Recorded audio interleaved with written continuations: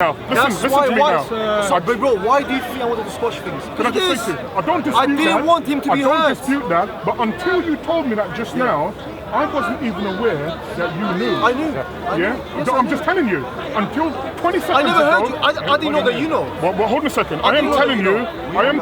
I didn't know that you know. Well, Until you just said it. No, imagine that. He didn't know that I know. Yeah, I heard from his Sunni Muslim brother. Yes. You understand? Who phoned me and told me to make sure Saar don't come down because they're going to... Not all the Muslims are fucking synchronicity.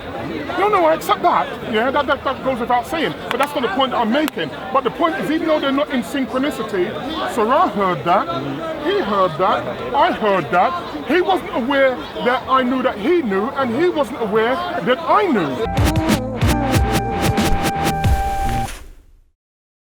Sorry, I need to catch this right now. Yeah? But what was said? Look at your response. Look at what you said. You are a liar, and that's the reason why I find it difficult talking to you. Because I don't accept your apology. I don't believe it was sincere. No, because it was nothing to do with you. Yeah? I found it insincere. But let me say a couple of If I wanted to bring boys, there would have been boys in here. Alright, you know what? Listen, let me say something, please. Let me say something. Let me tell you this. Let me make one point. Let me tell you one point. This is not. Let me tell you what you've done. Let me tell you what you've done. I didn't escalate. You know what I'm saying? Why would you start if there's a Let me beef? tell you what you've done, yeah? Let's go and address the beef thing, innit? Like, what's this? I wanted to say something for peace. Listen to me. You know what I was going to say? No, I'm going to say it. I need to say Listen to me a second. I need to say something here, please. Hear what I'm saying 1 to you. second. Hear what I'm saying to you, yeah?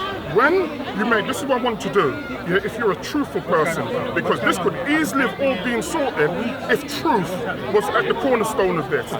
You made your apology. Bro, I don't know, talking too much. You made your apology. Go back and listen to what you said. There was no threat from me whatsoever. What I said, and through that, there was none in the beginning. Am I telling the truth or not? To me, yes. Am I telling the truth? Yes or no? Thank you very much. So now I'm telling the truth. When then did the argument start? When I rejected your apology because I said it was insincere. Was that true? Yes or no? Was that true? No, I'm talking about before. I'm talking about before. Yes, I'm saying I'm talking about before. Allow me to speak. I'm answering. So it's a simple thing. I'm asking you about before. Was it true or not? No, you're wrong. You're wrong. Oh, let me go back. Wrong. Let me go back. Yes. Let me go back a second. Big boy, you have this thing in your head. You make this. Sir, I'm telling the you absolute make truth. in your head, big boy, which is When you came, you said that you had a perception of me which was untrue. Did you say that? Well, I had the perception of you. You said that you had a perception of me that was untrue. No, it was Did not. you say that? Yeah, but it turned out to be true. No. I'm talking about what you said at the time. I'm talking about what you said at the time. Okay, now, all I want to ask you is this. All I want to ask you. No, it's going to be two-way discussion. All I want to ask you is this. Yes, since we're speaking about truth. Prior to that discussion, had I ever spoken to you before and had any arguments with you? Yes, yeah, prior. So hold on a second. It depends. Hold on. So you're now telling me?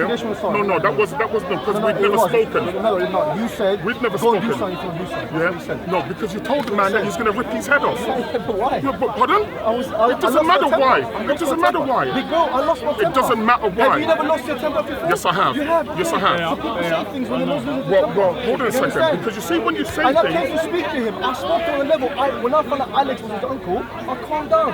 He was next to you. Now you were there. Go and do whatever you want to do. Listen to me. That's Listen to what me. you Listen to me. That's what you said. Can I say one point?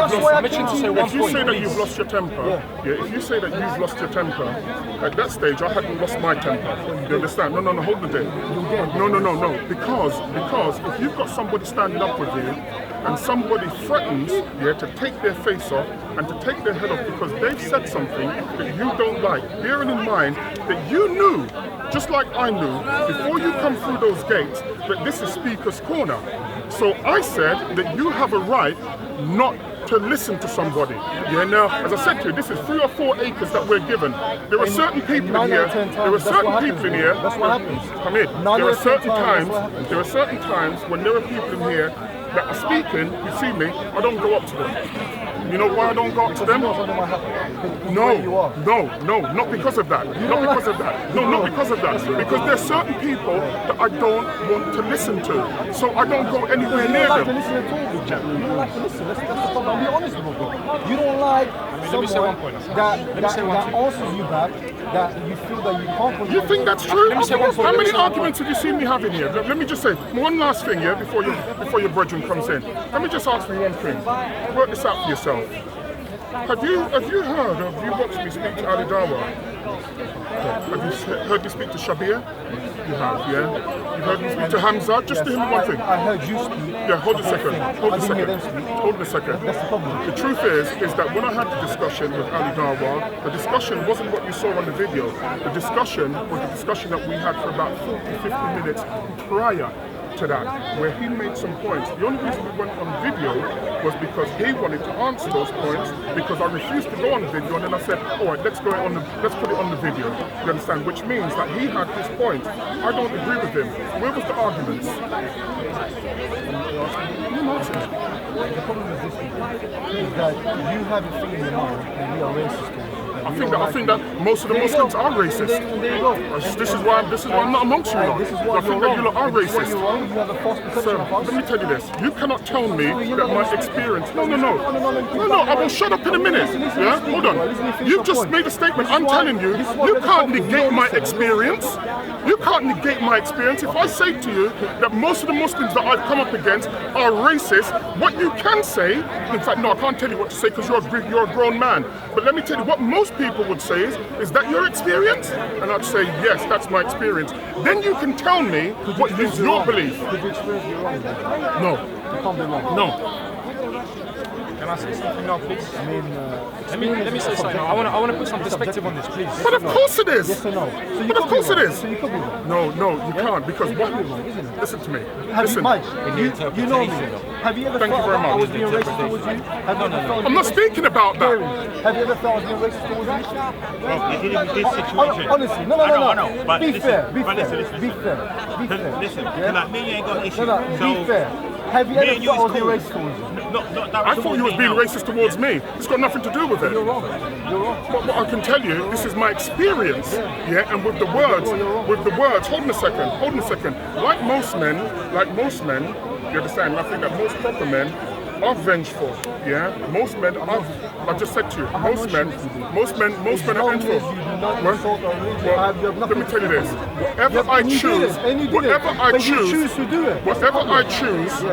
choose to speak out my mouth, you're not my daddy.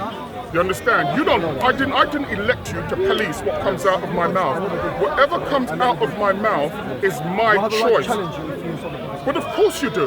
Yeah, but what you don't have a right to do is to tell me that XYZ is going to happen. Because, yes, you do. Star, you're a liar. I'll tell you to your face. You're a liar. No, don't accuse me. But I'm telling you to your face, you're a liar. Don't. Because that's not what you said.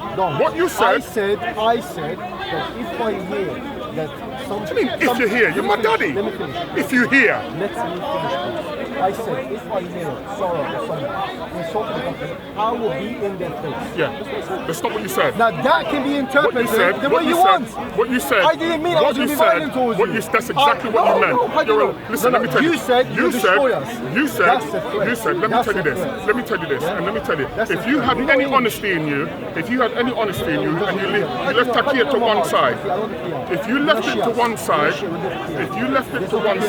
isn't that funny that when you speak about we Muslims, you always pluralize it. When I mention Takia, it's got nothing to do with them. To you, it's got to do with them. Listen. No, of course I don't know. I don't know anything about Islam. You understand? Let me just make this point out to you. You said to me, you said on the thing that when I come up in your face, let me tell you now, it's not going to be like the first time. You understand?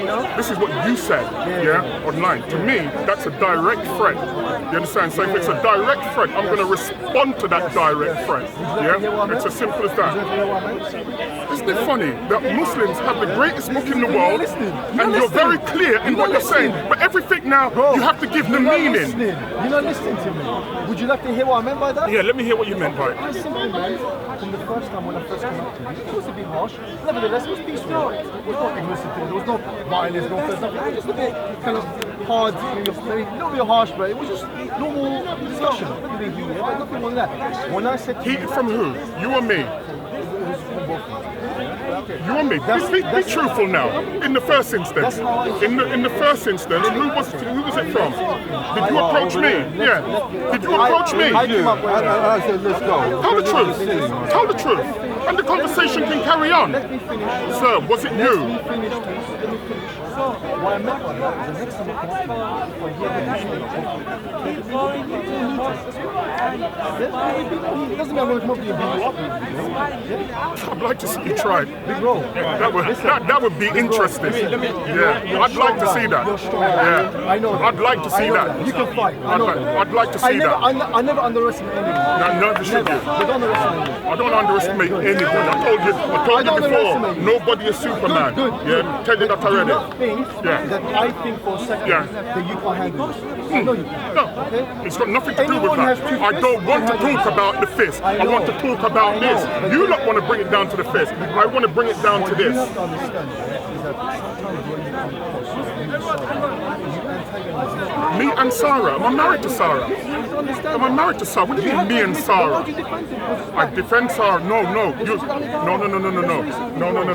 saw it with my eyes and Ali that was trying, that's what he said. All right, I'm going to now tell you what was said, yeah? You speak first, I'm going to be quiet, and then I'm going to tell you what I said. You carry on speaking, then I'm going to tell you what I said. Yeah, cool, Gary. Yeah? Say what you're going to say, and then I'm going to tell you what was said. You are defending based on good as My Kelvin is gone crazy like every I know it's because I manually I personally tell them on camera what's happening I've already. heard everything that Can't change it while it's happening. I've heard the reason why recently it has escalated is partially due to you. And the reason for that is that Sarah is emboldened you in his camp. And the reason why I can see was you never, I said it myself, did you hear what I said on the camera? That you rolled yourself and everything sort of I swear I said that. I never lied against you that you have insulted. I know you have insulted my husband. You've never done that, I know. That's why I'm thinking, and the reason why you, out of your own words, defended him was because he's black. That's what he said. So I'm thinking, hang on, you bring up racism towards me. People understand, it's racial bias. Just because someone's black, you defend him even though he's wrong. If a Muslim do something right, I don't defend him. The Quran says, be just even if against yourself.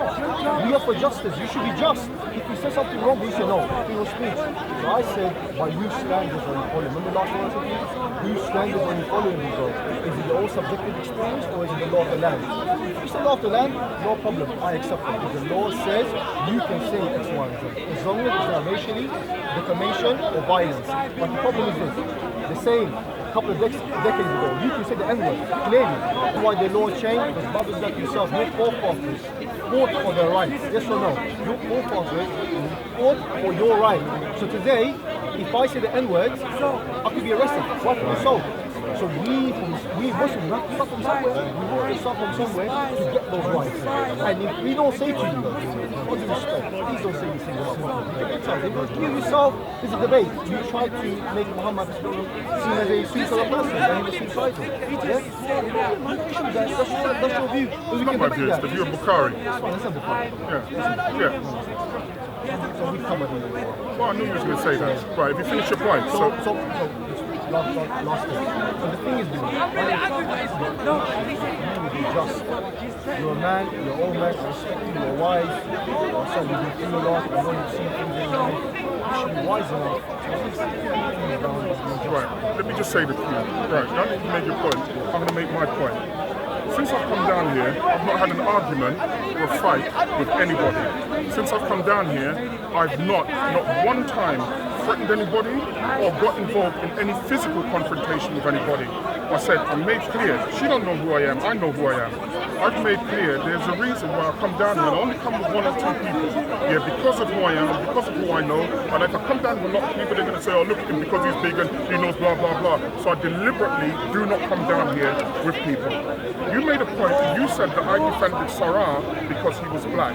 Not only is that a lie, yeah, I'm going to give a context. Because you see, if you tell a story and you only tell a part of the story when you're aware of what the whole story is, then that can only, a lie by omission is a lie by commission. And I'll explain to you what I mean. when we were speaking about Sarah and you were speaking about Sarah, I said to you that I have, and I said to Ali Dawa, I have a great respect for the traditions of Hyde Park, which is why I'm not in the war thing when I come to Hyde Park. Yeah, I'm in the speaking thing and the intellectual thing. Yeah, there are certain Muslims down here that I like speaking to. There are others that I wouldn't give the time of day. When we spoke about Saran, you said that I defended him because he was black. Give context. This is what I said, and I can remember verbatim what I said. This is what I said. I said that Sarah, and I speak differently. Anybody here who's heard it, I want you to be very clear about what I said. I said Sarah and I speak differently. He has his way of speaking, I have my way of speaking.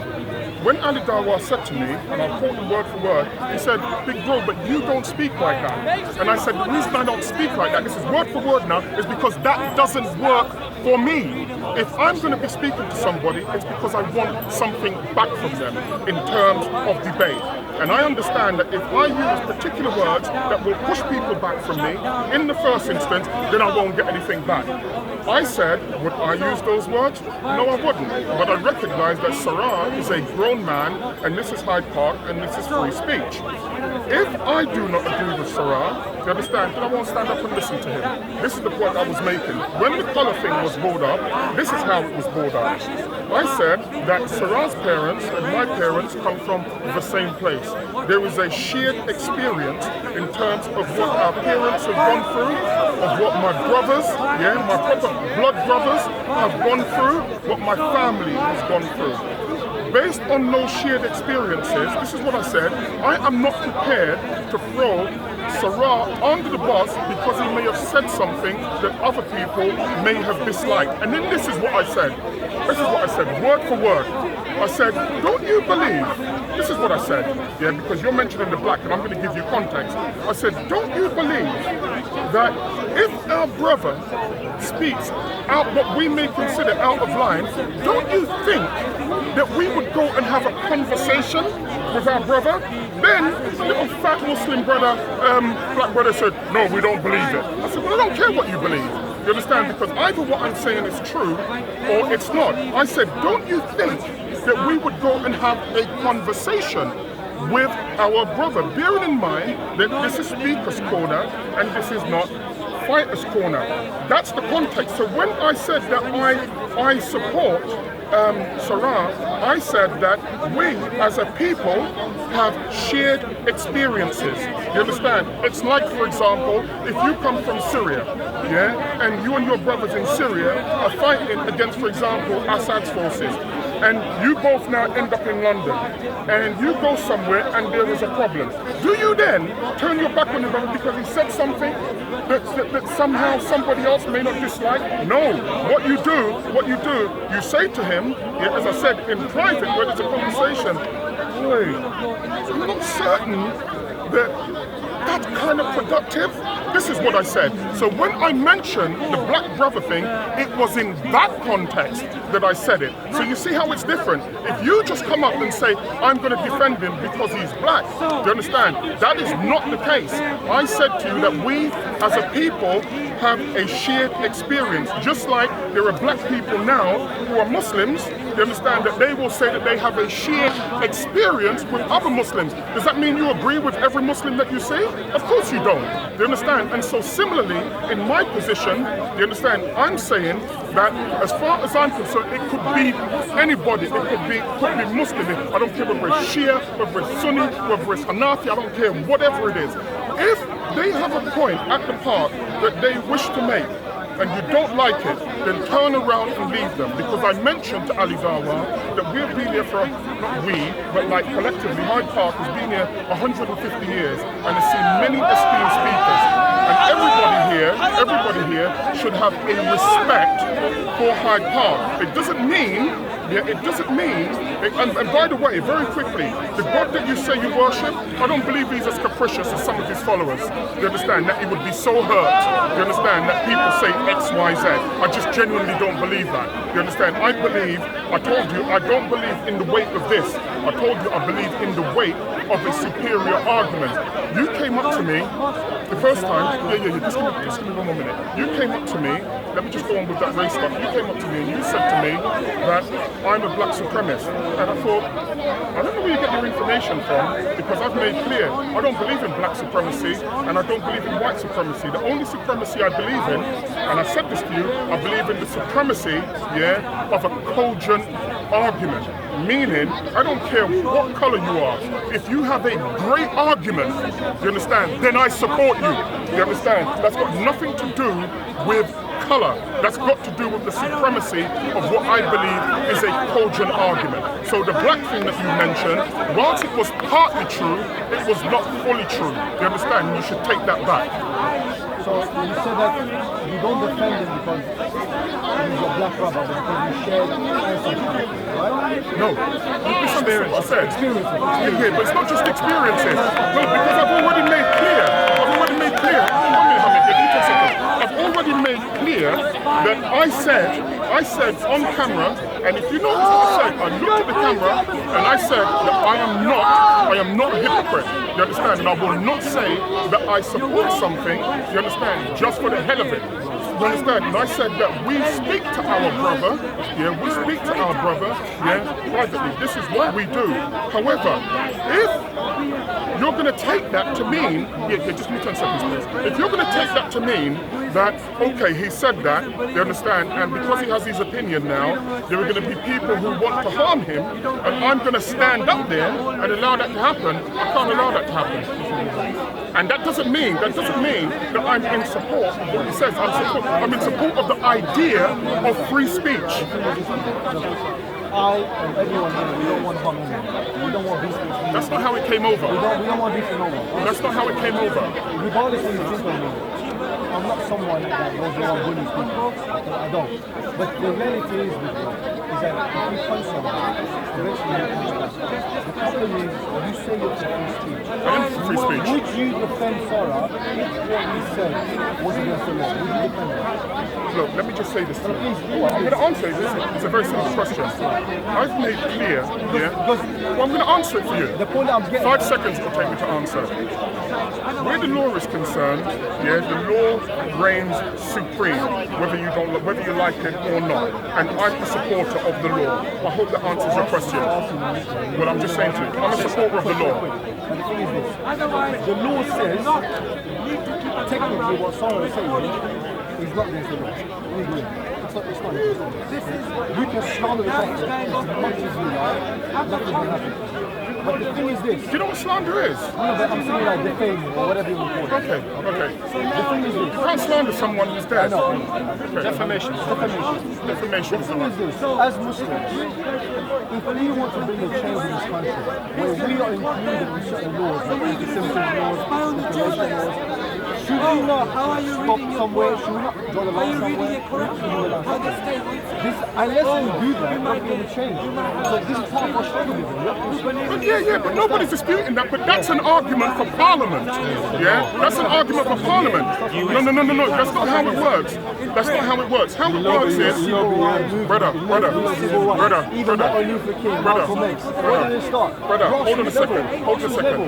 a second. Yes, it may well start grassroots level, but it's the MPs. Yeah, it's the letter writing campaigns and so on and so forth that you do it. But you have to be very careful.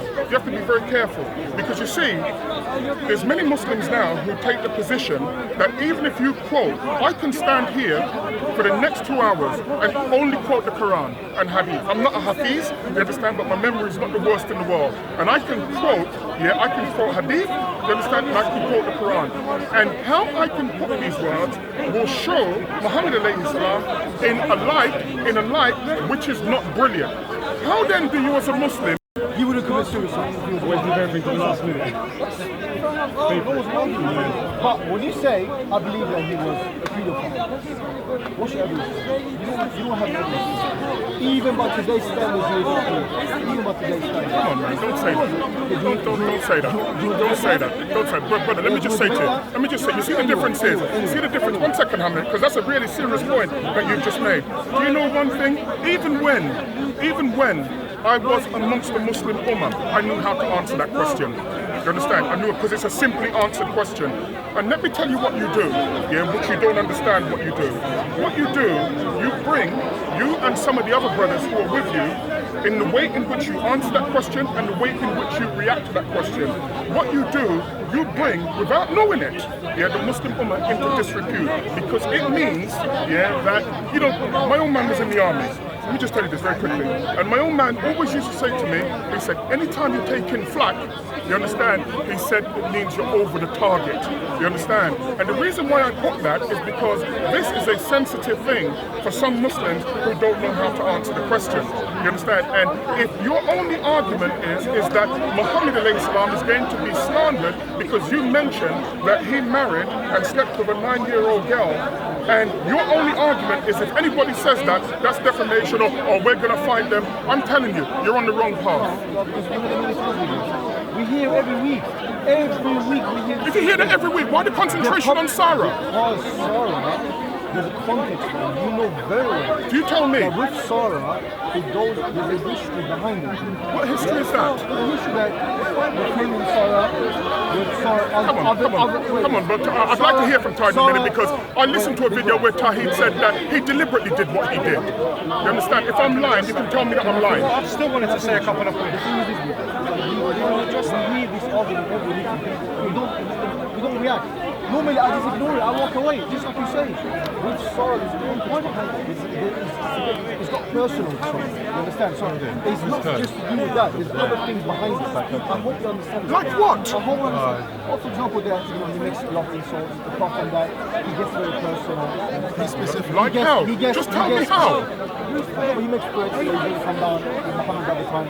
He makes threats against other people. I think that you will find, this is now not defending him, this is defending the truth now. You understand? When he said, when he said, what did he say? There's a reaction. It was a reaction to a threat. Every cause has a threat. Yes, yes, I agree with that. Similar to the way Sarah reacts, maybe he says the thing, the way he does. Although, I've heard him say these things. I think it's time for me to say a couple of things. I think it's time for me to say. The same way he reacts to that's what I'm saying, that sometimes you make freedom of speech, you know that, but it's special to tell them, for the greater good, you agree, yes or no? Although you have the right to say what you do, no one disputes that with you, but sometimes, just like you said yourself, there's many things that you think, you don't say it. For example, you don't although you don't believe that he was a prophet, you choose your word wisely, and that's very wise of you. I said to you that I choose not to use that language because it doesn't benefit me. That's not how I speak. But I can't dictate how another man speaks.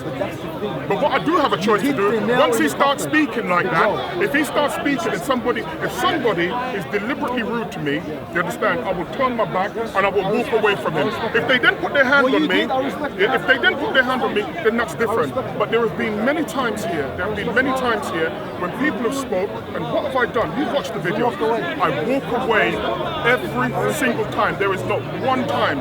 The one time I reacted, as I said to you, is that after you gave that apology, which I believe was insincere, because you're a grown man, you're a grown man, and I'm a grown man.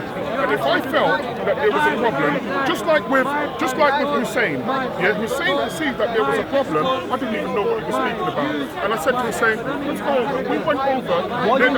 Hold on 1 minute. I'm going to tell you why. I'm going to tell you the reason why. Because because he was completely mistaken in the stuff that he said. And when I went over, some other guys wanted to come with me and I said no. A couple people wanted to come with me and I said no. Just me and him. And when I went over there, within 2 minutes flat, it was resolved, and within 10 minutes we were shaking hands, and now when I see him, we're very, very warm with each other. But let me tell you what I learned from that, and I can tell you what Hussein learned from that. You see, in this life, that there are people, and what these people want is nothing more, than to see shit, to see people involved in shit. And then they will say stuff to these people just so they can see shit. Now, remember, when you say I've seen stuff, I have seen stuff, and I've seen terrible stuff. I saw a lie.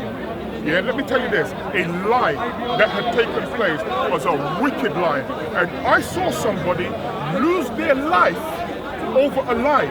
and it was a lie. The person who did it, I went up to him and I said to him, this is how I speak when I'm not here. I said, rude boy, you know, I said, you kill a man for blood clot, nothing. That's exactly what I said to him. And as a result for that, they were tit for tats, you understand? And 6 other people lost their lives over a lie, over a wicked lie. So when I went and spoke to Hussein, and Hussein realized that, hold a minute, this is not what was said. And I realized, hold on, that's not how it was said. We then dealt with that without no additional interference in that. The last thing that I'll say to you is this. The one thing that disturbs me about Hyde Park, and what's been disturbing me recently, and like I said, you know, I was meant to go to Jamaica and I deliberately didn't go. No, not because of you, because of a couple of things. Yeah, because of a couple of things. But one of the reasons why I don't like sleeping on things, you understand what I'm saying to you? I'd rather stuff be sorted out, good or bad. I want it to be sorted out. But let me just say to you, I believe, and this is the honest truth, your behaviour, in the park over the last few weeks, and I will tell you now, in my opinion, has been disgusting. You understand? And that's it. That's exactly right. That's exactly right. I believe that your behaviour has been disgusting.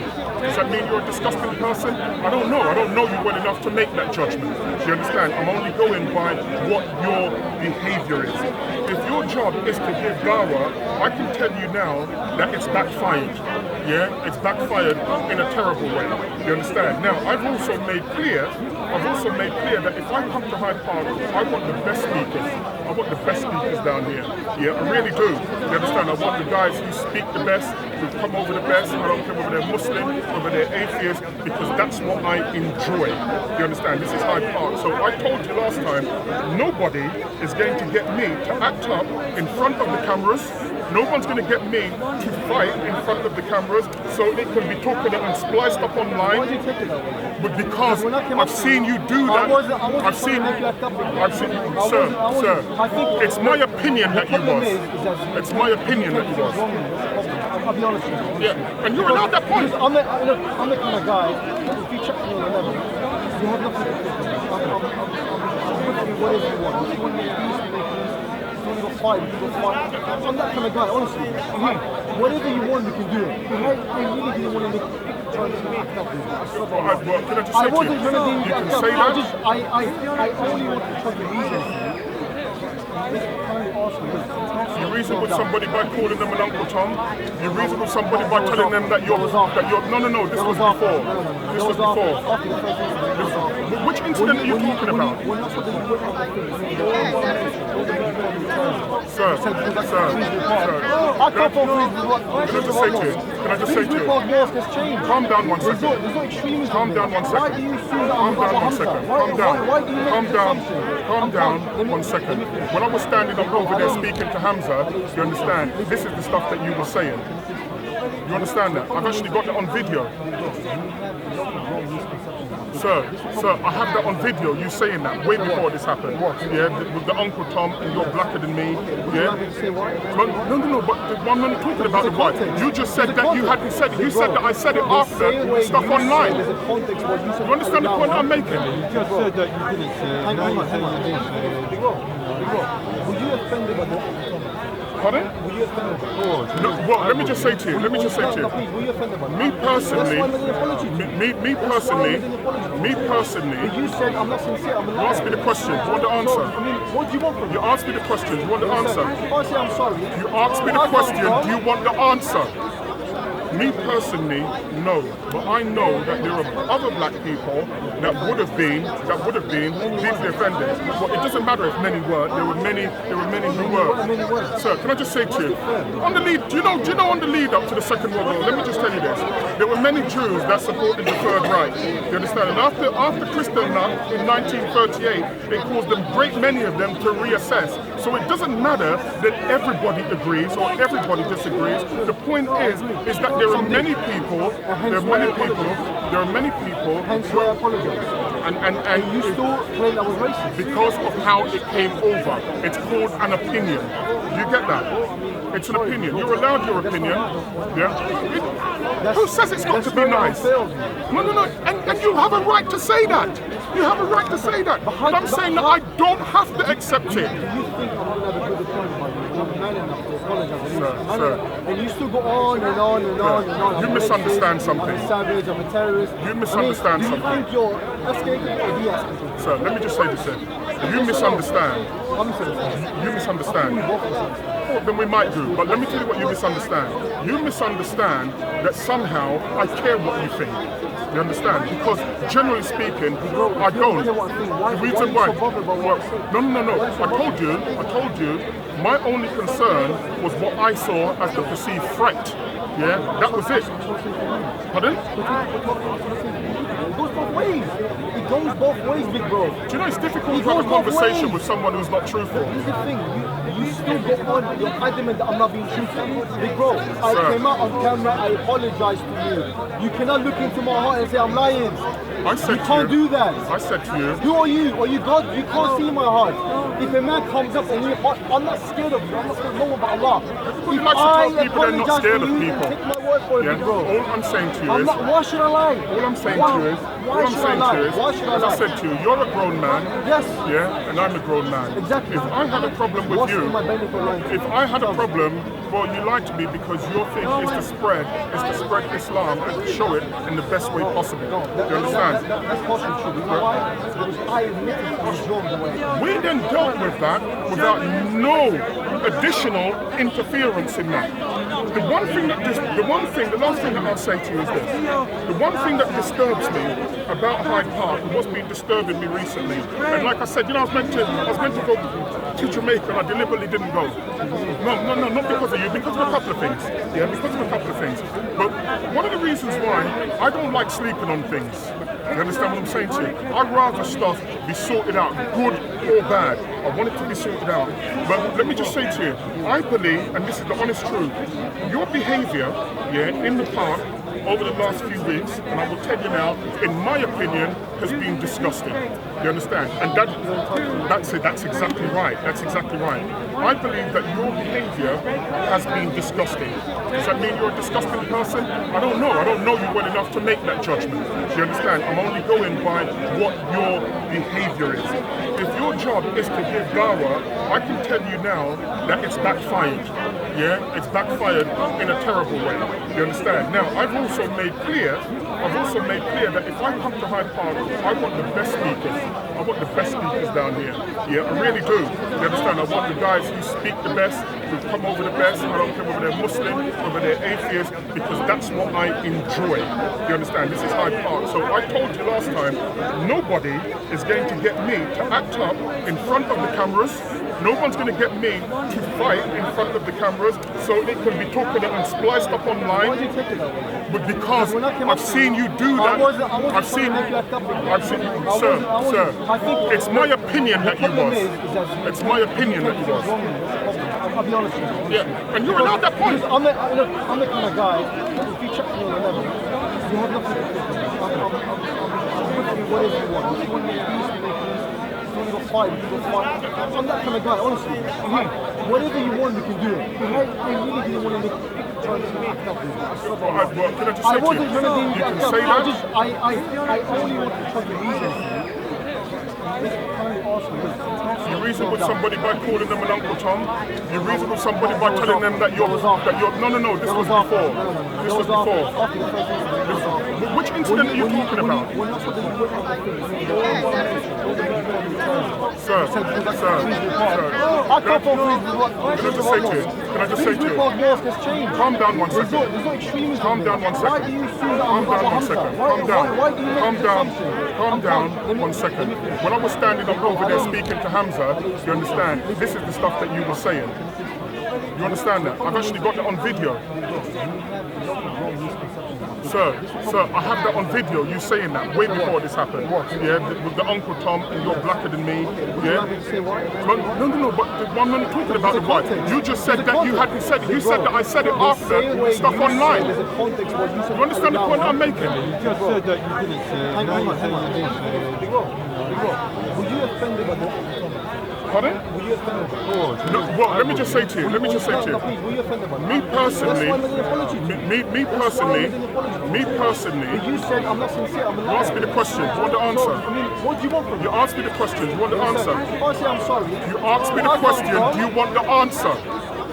Me personally, no. But I know that there are other black people that would have been deeply offended. But it doesn't matter if many were. There were many who were. Sir, can I just say to you, on the lead, do you know on the lead up to the Second World War? Let me just tell you this. There were many Jews that supported the Third Reich. You understand? And after Kristallnacht in 1938, it caused them great many of them to reassess. So it doesn't matter that everybody agrees or everybody disagrees. The point is that there are many people. There are many people. hence why I apologize. And You still claim I was racist. because of how it came over. It's called an opinion. Do you get that? It's an opinion. You're allowed your opinion. Yeah. Who says it's got to be nice? No. And you have a right to say that. You have a right to say that. But I'm saying that I don't have to accept it. You think I'm going to have a good apology by you? I'm man enough to apologize. Sir.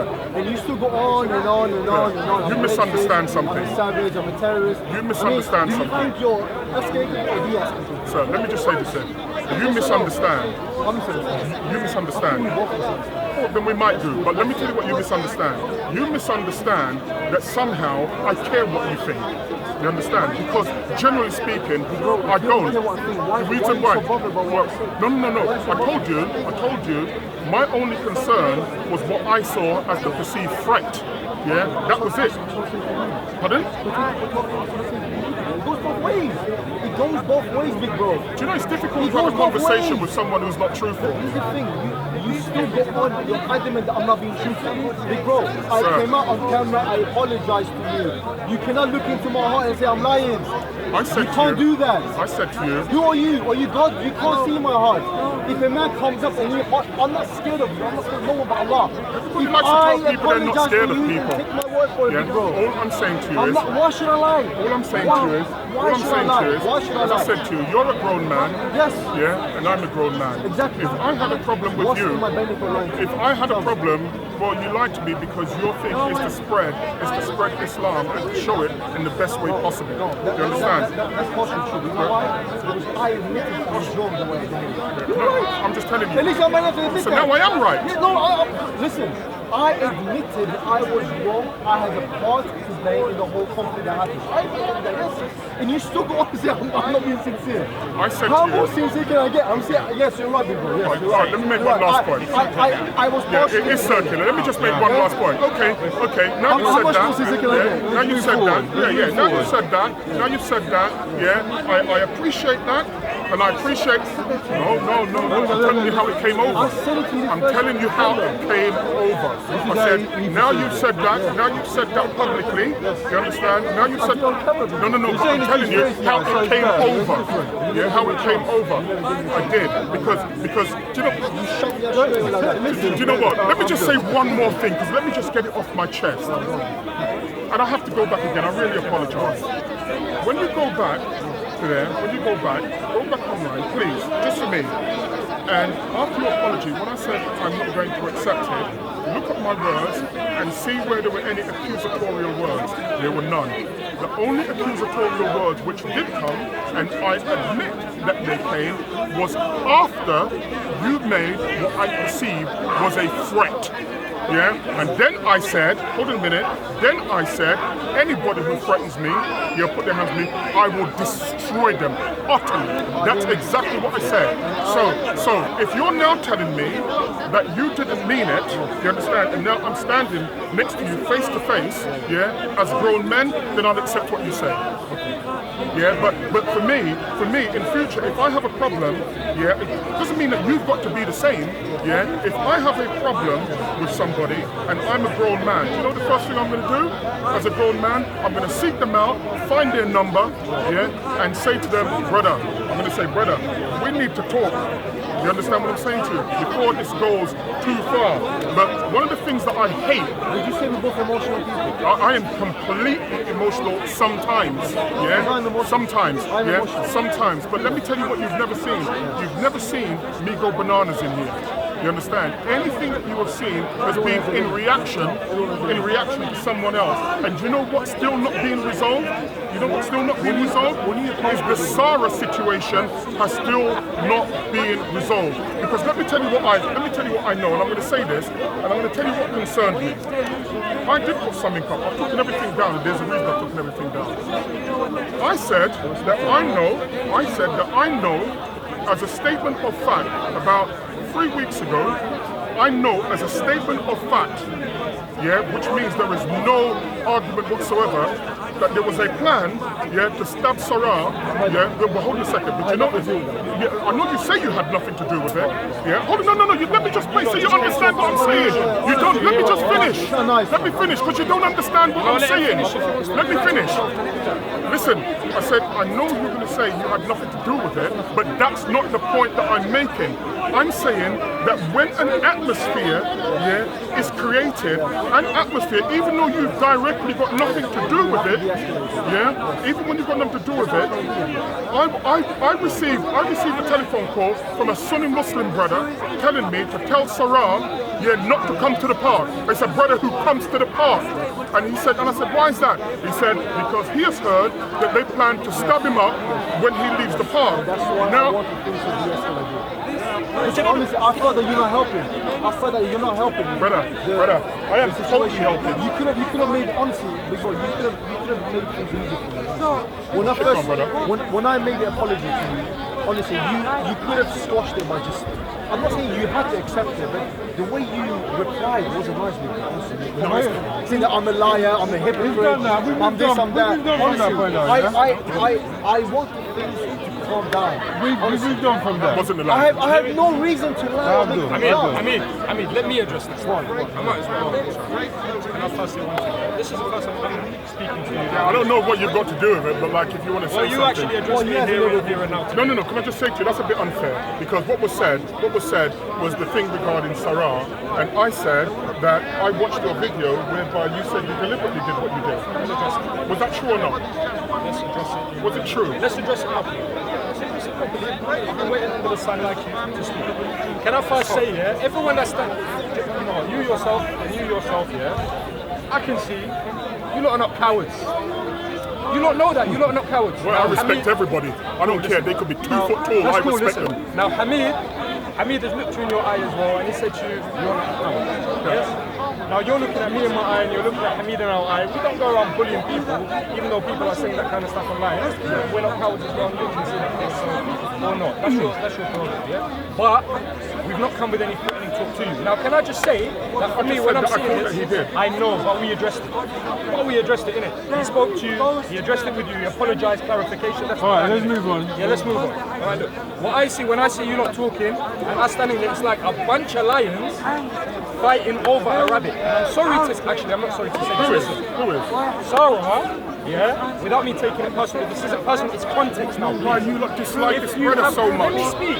You can't condemn me if I haven't spoken. Let me speak. Yeah, please let me speak. If there's something wrong with what I'm saying, you can address it. That's all right. What I'm saying is this.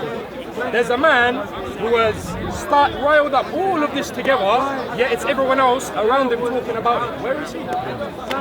Why is he? He's in Portugal. Fair enough. Fair enough. He doesn't want to. Maybe he doesn't want to come here because there's been death threats in his name. Yeah, no problem. Fine, we give him that. But every time he addresses something online about the Muslims, the last video he did that I saw personally was completely despicable. Now I've seen the way you speak. You speak with eloquence. You speak well. I speak to the brother over here. Okay, I see him every now and then away from the corner.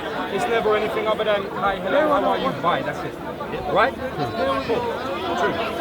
But Sarah, the one who's actually started all of this, she needs everyone else to clean up this mess. Now I'll say this, to address the situation, that's not the last situation with you, yeah, was to do with Saracen. No one ain't addressing Saracen. Michael, I'm talking about from way in the beginning. We're saying the last situation which now the last involved you to get upset, you get what I'm saying, to react to Sarah, yes? But Sarah is not the protagonist in that situation. You have to All right, I'll tell you where Sarah's the protagonist. Sarah is protagonist. someone knows, if someone Let me said address it for Gary you lot to know. I think you deliberately targeted Sarah. Let me address it for you lot to know. Listen, let me address it for you to know. Let me address it for you to know. I believe that you deliberately targeted her. Let me address it properly. Let me address it properly for you to know. Gary Blink then. Let me address it Gary properly. Blink. Gary, please, Gary. That's how I say it. Blink. Gary, please.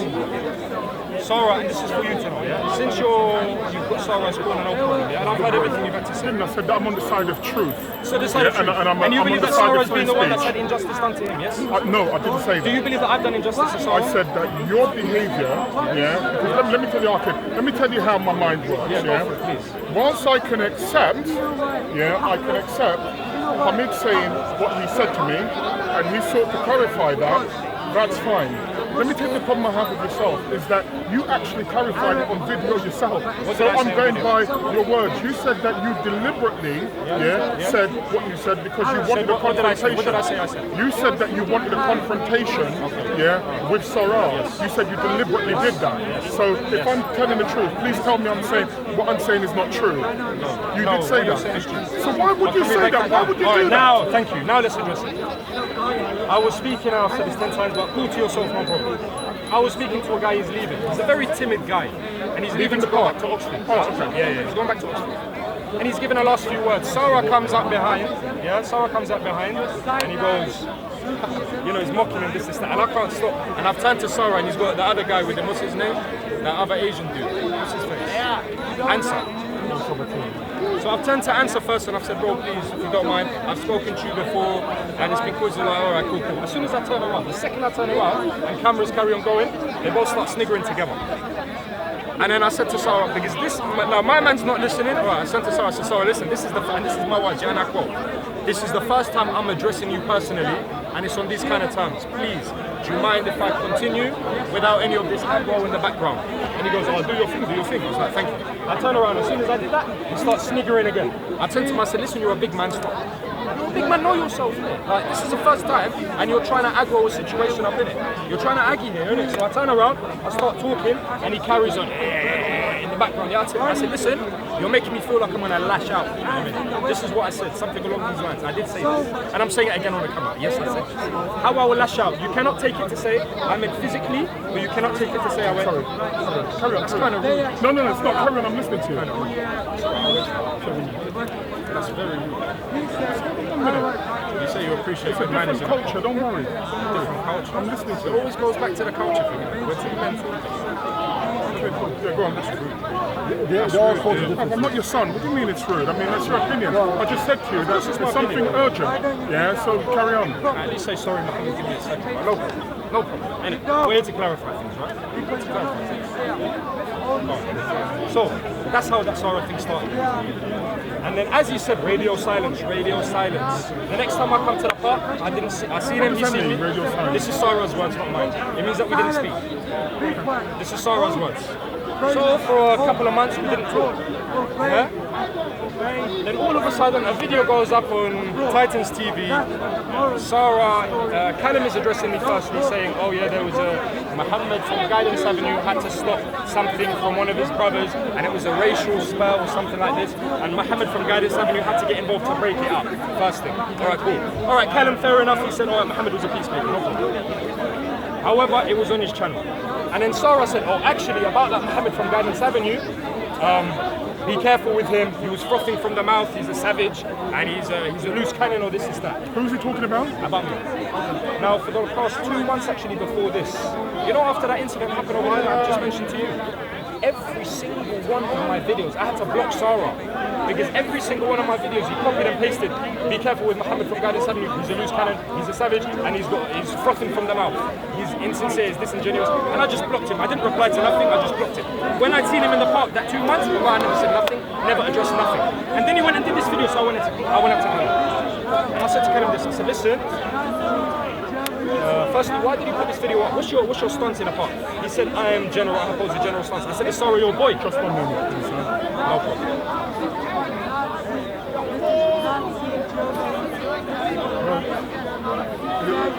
Yeah. Pick me up on the same gate, yeah? Yeah. When you've done that? Yeah, when you've done that, yeah. Just call me first, please, yeah? All right. Okay, sorry. No problem. So I said to Callum, what is your stance in this situation? Because you put me on air, and I heard what you said, but I don't know if you had some kind of plan going on with Sarah. He said, Mohammed, I pose a neutral stance. I said, cool. I said, is Sarah your boy? He said, no, Sarah is not my boy. I said, is Sarah your buddy? He says, no, Sarah is not my brother. I said, cool. He said, Sarah, this is Callum. Okay. Yeah, this is Callum. So I said, cool. From then on, me and Callum didn't talk until that incident. What happened the next week is when he, all right, how I aggravated him out, because I wanted Sarah to come up to me. I said to him, listen, tell your boy I want to chat to you. Who said that? You said I've said that. I said, tell your boy I want to chat to you. I said, what? I said, tell him he's a batty boy. Tell him that I want to chat to him. Tell him to come with YMCA, I want to chat to him. Yes, I said. Because I was very upset. But nevertheless, putting emotions aside, I wanted him to confront me because I wanted to speak to him. Like, why are you bringing stuff up when like things have been deaded? You've spoken online about me. Now, then when he come over there, you see now he come up to me. The first thing I said to him when he come up to me, I said, listen, not on your cameras, turn off your cameras. He doesn't want to do that. As you said, very rightfully so, and I agree with you, we are Muslim, we come to the park, we have to give da'wah in a correct manner. And if there are discrepancies in the way that we behave, we shouldn't ascribe and attribute it to Islam, because it's verily not Islamic teachings, it's the misrepresentation. I'm just saying, you realise that's cognitive dissonance, don't you? Yeah, on one hand, you just said that in the beginning, yeah, you wanted to do X, Y, Z. On the other hand, you've then just said that, hold on a minute. Yeah, but listen to the point. I'm telling you about cognitive dissonance, because you're now saying, what you're going to say is that your actions shouldn't reflect in any way on Islam. However, you're here as a Muslim speaking about Islam, so ergo, it points out that your behaviour... Let me say something. Point taken, let me say something. Pardon? You're human. Point taken. No, but he was deliberate. He said he went over and he said, tell that batty man, I want to chat to him. Now, just now, you said to me that certain language is not right, because what it does, this is what you just said, you said that it doesn't de-escalate a problem. So when you're going to go up to another grown man and you're going to say, tell that batty man to come in, what do you think's going to happen? Do you think he's going to like you? He might react. Pardon? Yeah, he might react. Yeah, definitely. No one disputes that. Especially if he's not a background. That's exactly right. How about? I don't agree with that. All right, look, What don't you agree wrong with? with me. The whole batting man It's stuff. called acting. Oh, you don't agree with it? It's called acting. I know he was acting, I know. It's acting. He's also acted as a policeman. You don't pick that up on camera, that Hamid said he didn't agree with that. You can put it up if you want. Yeah, you can put it up. No one should be strong. Can I continue? Yeah, you should be fair. Can I continue? Anyway, so when he comes up, so now Shocked to hear that. So it's come from 2 months. It's come from 2 months of him just copying and pasting comments. Well, me on the comment section, I'm invincible in the comment section. I don't comment. Thank you. Comment, like, and subscribe. I keep it soft and sweet. That's it. I don't go into no politics in the comment section. So for him to do that, I thought was very like, don't poke a lion with this. Like, I'm behind a cage. Don't poke me, expecting me to bite and then say, oh, look at the lion's teeth. Why are you doing it? So anyway, so you didn't address that point. But anyway, so he come to me. I didn't address what point. Poking. Yeah, the fact that he's come up to me when I'm with this guy here and he's sniggering in the background, the fact that he's gone all of these comments on line number 2, the fact that on Titans TV on a live 2.5-hour video he starts badmouthing me. Why are you doing personal. that? You know, in the beginning, because you said I didn't condemn it, do you understand? When I spoke to this Hamid is something earlier that's been on, going and I on. spoke about certain So language, it's and I said personal. that certain language will cause me, and others, will not Put in a have public private place. conversation with somebody. But let me just say this to you, that's regarding what might be considered inflammatory language, you understand, in what religion, that's completely different to what you're speaking about. Because when I watch content over everything, there's a guy called, Sugar. There's a guy called Uncle Jamal. Yeah, for me, Uncle Jamal is the funniest guy in the park. Because what he does, he knows how to troll people. Yeah, he knows how to troll people. He knows how to heckle, but he does it, with a great spirit in him. Yeah, and he does it with charm. What you're saying is that you didn't like somebody in the first instance. You didn't like somebody standing and sniggering, when you were talking. This is how children behave. You understand? Because you had the choice to ignore him. Yeah, and you could have said, you know what, he's an idiot. You understand what I'm saying to you? And carry on about your business. But what you did, you fell for the trolling. You understand? You fell for it. Point taken. Let me contextualize it. It was raining, and everyone was around this bit here, we moved over there. We moved over there. A few cameras followed. We moved over there. That's where it happened. He followed us, and the only time he began to speak was when the cameras were rolling and that I was talking. He didn't like it. Now, little did I know, it was around this point that his uncle, MashaAllah, took his shahada. I didn't even know about this until that week that the aggro happened over there, because I spoke to his uncle myself. I had no idea. Maybe he was a bit angry and he had some kind of passive aggression in him because of that situation, and I was oblivious to it. But nonetheless, as anyone here, you know, I'll ask you yourself, have you yourself seen me aggravate a situation with any other man other than Sarah in the past? Well, let me tell you what I have seen, since you've asked me the question.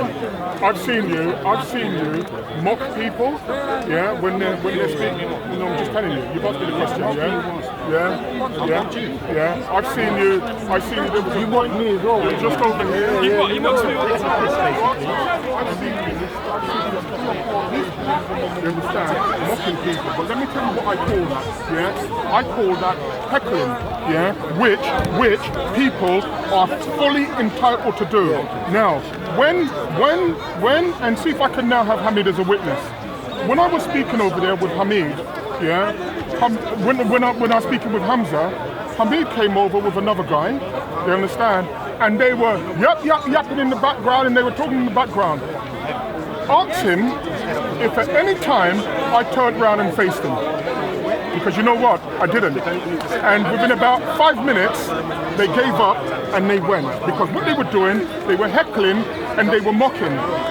What people do when they heckle and mock you is they try to get a reaction out of you. After a while, even the funniest guy in the world who is heckling and mocking, if nobody responds to them, do you know what they've got to do? They've got to give up and go and heckle and mock someone else. So you're saying then, if I get this right, that you were thrown off balance by Sarah heckling and mocking you, the exact same thing that I've seen you do on 3 or 4 occasions at the park. Okay. Can I just say something? But don't invite. No, it's okay. No, because I was going to say that I agree with what you've said so far. Okay. But the problem is that where do we draw the line? For example, I personally believe that we shouldn't mock each other, even though we heckle. Like you said, Jamal, he does it with a bit of class. He does it funny, But what about, for example, when people are accused of being Batman or terrorists, or savage, backwards? Is this acceptable? Do you believe? Or should we just walk away from that as well? All right, let me just say to you, and I'll answer that, and I'll answer that truthfully. Earlier on, you said, that you said to me that you are emotional, and I seem emotional too. And I said to you, yes, you're right. You understand? And I also said, as a man, you understand, as a man, some men, a lot of men who are quote-unquote alpha men, they're very vengeful. Hold on. Yeah, that's exactly right. And we're very vengeful as well. And when you become vengeful, don't get me wrong, we all want to be erudite, and we all want to come over in the best way in which we can. But when you feel that you are being attacked, you will draw for the weapons that you feel you can use to harm the people who are attacking you in a way that you believe is unjust. You understand what I'm saying to you? So, on that basis, I believe that your behavior to me was unjust. That's what I believe. And I thought to myself, well, I'm coming to this park because if this man's going to say he's going to come up in my face, I'm not waiting for him. You understand? I'm going to go up in his face and hear what he's saying. But if your argument is that do I believe terms like Batman and terrorists and blah blah blah are these good terms? Well, I'm not a hypocrite. I say from the camera. Of course they're not good terms. And in a normal situation, would those terms be used? No. Are they wounding terms? Yes. Do you normally want to wound people? Do you know 10 seconds. Should you really want to wound people in that way? No. So now I've made that clear. So big bro, do you then admit, sorry, last thing, do you then agree with me? The same way I accept I was at fault for the way I approached you, for calling you Uncle Tom, for the way I approached Sarah, do you then agree that your reaction, your reply didn't help things by calling me a terrorist, savage, that was backward. Do you agree with me on that? I agree to the extent, that if you just look at that, as a singular time, then I would agree with you. But if you look at it from the context that there was what I perceive, to be a threat to me physically, and then when somebody stays on video and says, and just to let you know, you've got nothing to fear from me, I'm going, what? I've got to come down to the park. You understand? Because the man's saying he's got to say it to my face. Do you understand? It was said. Hold on 1 second. It was said within that context. If you're saying to me now, with the situation completely calm, you understand, and there is a discussion going on here, was that the wisest choice of language? Then I can look you in your eyes and say probably no, it wasn't. Bro, you know what it is, bro? I've admitted it. This whole thing is honestly such a trivial little matter that's been blown out of proportion. That's gone. Let me the whole thing is a little bit, bro. The friend to kill someone isn't. That's a big matter to me. The things we said in the comment section. I had a threat against me though. We went back and forth from me and you, okay? I had a very graphical threat. Look, things are said behind keyboards, and it's mainly mind games. We just do mind games. Let's be honest. Yeah. If I made threats, until it gets to physical threats. No, but obviously, look, bro. The thing is this. Look, I knew from my part that I honestly, the things that I said to you about, I'm gonna be in your face. I swear by Allah, I did not mean physically I'm gonna do something to you. I meant that it will be physical, it will be heated, but never intended that I'm gonna harm you in any way. Nothing like that. Honestly, I swear by Allah. If I'm lying, Allah curse me. Yeah, I wouldn't lie if I say that to you. You understand? Obviously, I understand. If I was you, maybe that's how I would interpret it. You're not an idiot. You're not an idiot, and you understand the English language. Yes. And you understand. It's mind games. You understand. I'll be honest. It's just mind games. Look, you used to be a fighter. I used to be a fighter. Before a fight, what do you do with your opponent? You play with his psychology. You're trying to wind him up. My that's what I was doing. My psychology was fine. No, I know. Anyway, no, let's just move on because I'm saying. Look, things are said behind Mohammed it. wanted to say something very quickly. Sorry, go on. Finish your point and I'll No, I was going to say, look, that things were said back and forth in the comment section, which really the whole thing is just a trivial matter. That's the reason why I said, you know what? I will say to you nobody's again, not getting any ounce. That's fine. Any ounce of air out of me. That's fine. You understand? But- Because I'm a but big look, man. I don't play them games. Fair enough. But now the question begs to ask, how do we go from here? What do we do now? I mean, do you still perceive me to be someone who's insincere, someone who's a hypocrite? Do you still think that I was insincere? My apology. I mean, where do we go from here? Do we just carry on the way we were, or because I'm more than happy to say to you again that I apologize to you for making any threats to you, for calling you Uncle Tom. I'm more than happy to squash it Then here I and accept now. that. I accept that. take them as sincere. Yeah, I'll take that. I'll take that. Lovely. I'll take that. Done and dusted. I can say to my face. Let me finish though. Part two. You said you wanted to finish your point. Please, if you don't mind. Thank you. Yeah. So going back to that point, so after all of that aggravation, I've gone over there, he's addressed me, he's come to me with 10 man with his outfit on. Bro, do you know how I see it? I see it like this, look. Say for example we are bricks and we are building houses of brick. Sarah built a house of feathers. I'm sorry, the way I learned in my life is don't target someone weaker than you, yeah? But never ever trust anyone except a man. Do you think it's possible that we speak to Sarah as well? Can we talk to Sarah in person, do you think? You see, let me just say this to you. I'm not Sarah's spokesman, but I'm Sarah's brother. And whilst Do you think he will accept to speak to us in person? whilst I would say, but you know the thing is, genuinely speaking, if I was Sarah, I wouldn't talk to you. Yeah, I think myself. Yeah, I think that. Just to squash it. Yeah. The thing is, But that's what I thought it was last time before he put me on Titans That's what I'm TV. saying. But that's what I wanted last time. Why did he go on Titans TV and start badmouthing What though? me? Is it squash when he's every day just put in a copy and paste, Hold on. talking bad about me and I'm just standing there I taking believe it? that if we squash with Sarah, he will calm down.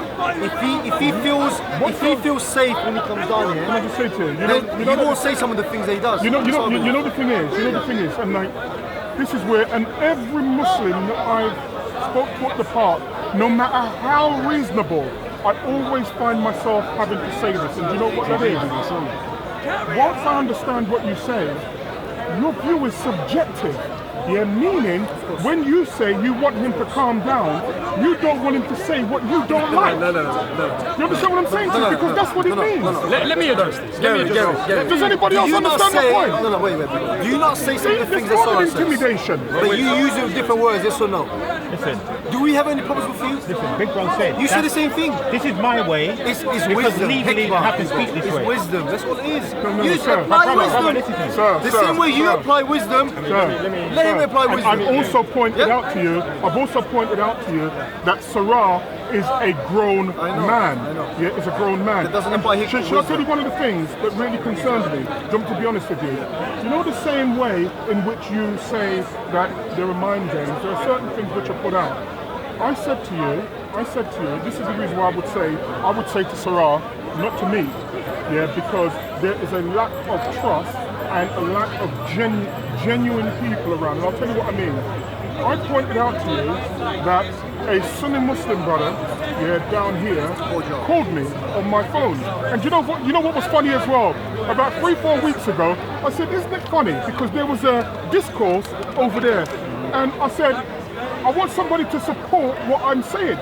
Now there's 5 or 6 of these Sunni brothers here who have my telephone number. And when I turned around to say, like, you know, I want one of you to support me, it was a case of, like, and they all turned my back. And that, let me tell you, that, more than anything, taught me a massive lesson. Because what they will do, they will have conversations with me outside of this part. They will call me outside of this part. And when I asked them, when I was speaking truthfully, and I said, I want one of you brothers to support me. 5 or 6 of them have my number. Not one of them supported me. Maybe they didn't want their identity to be exposed. Exactly. What, you can call it whatever. Should you not take half that glass of water and appreciate what they gave you in the first place? That's another way of looking at it. Yeah, so I'm not going to wrong that. Because of that, he didn't come to the parking lot. No, I've accepted what you just said, yeah, I accept that point. But let me tell you what concerned me more than anything else. I posted up, when I heard from that brother, yeah, this is no word of a lie, you understand? I called someone who's in the park today, yeah, and if there is a God, I will swear on him. And let me tell you this, I said, you hear that these guys then were planning to stab Sarah, not in this part here, they were going to stab him when he was getting out of the gate. Now, he had also heard this from somebody else, who I heard from 100%. And I said, now you imagine this.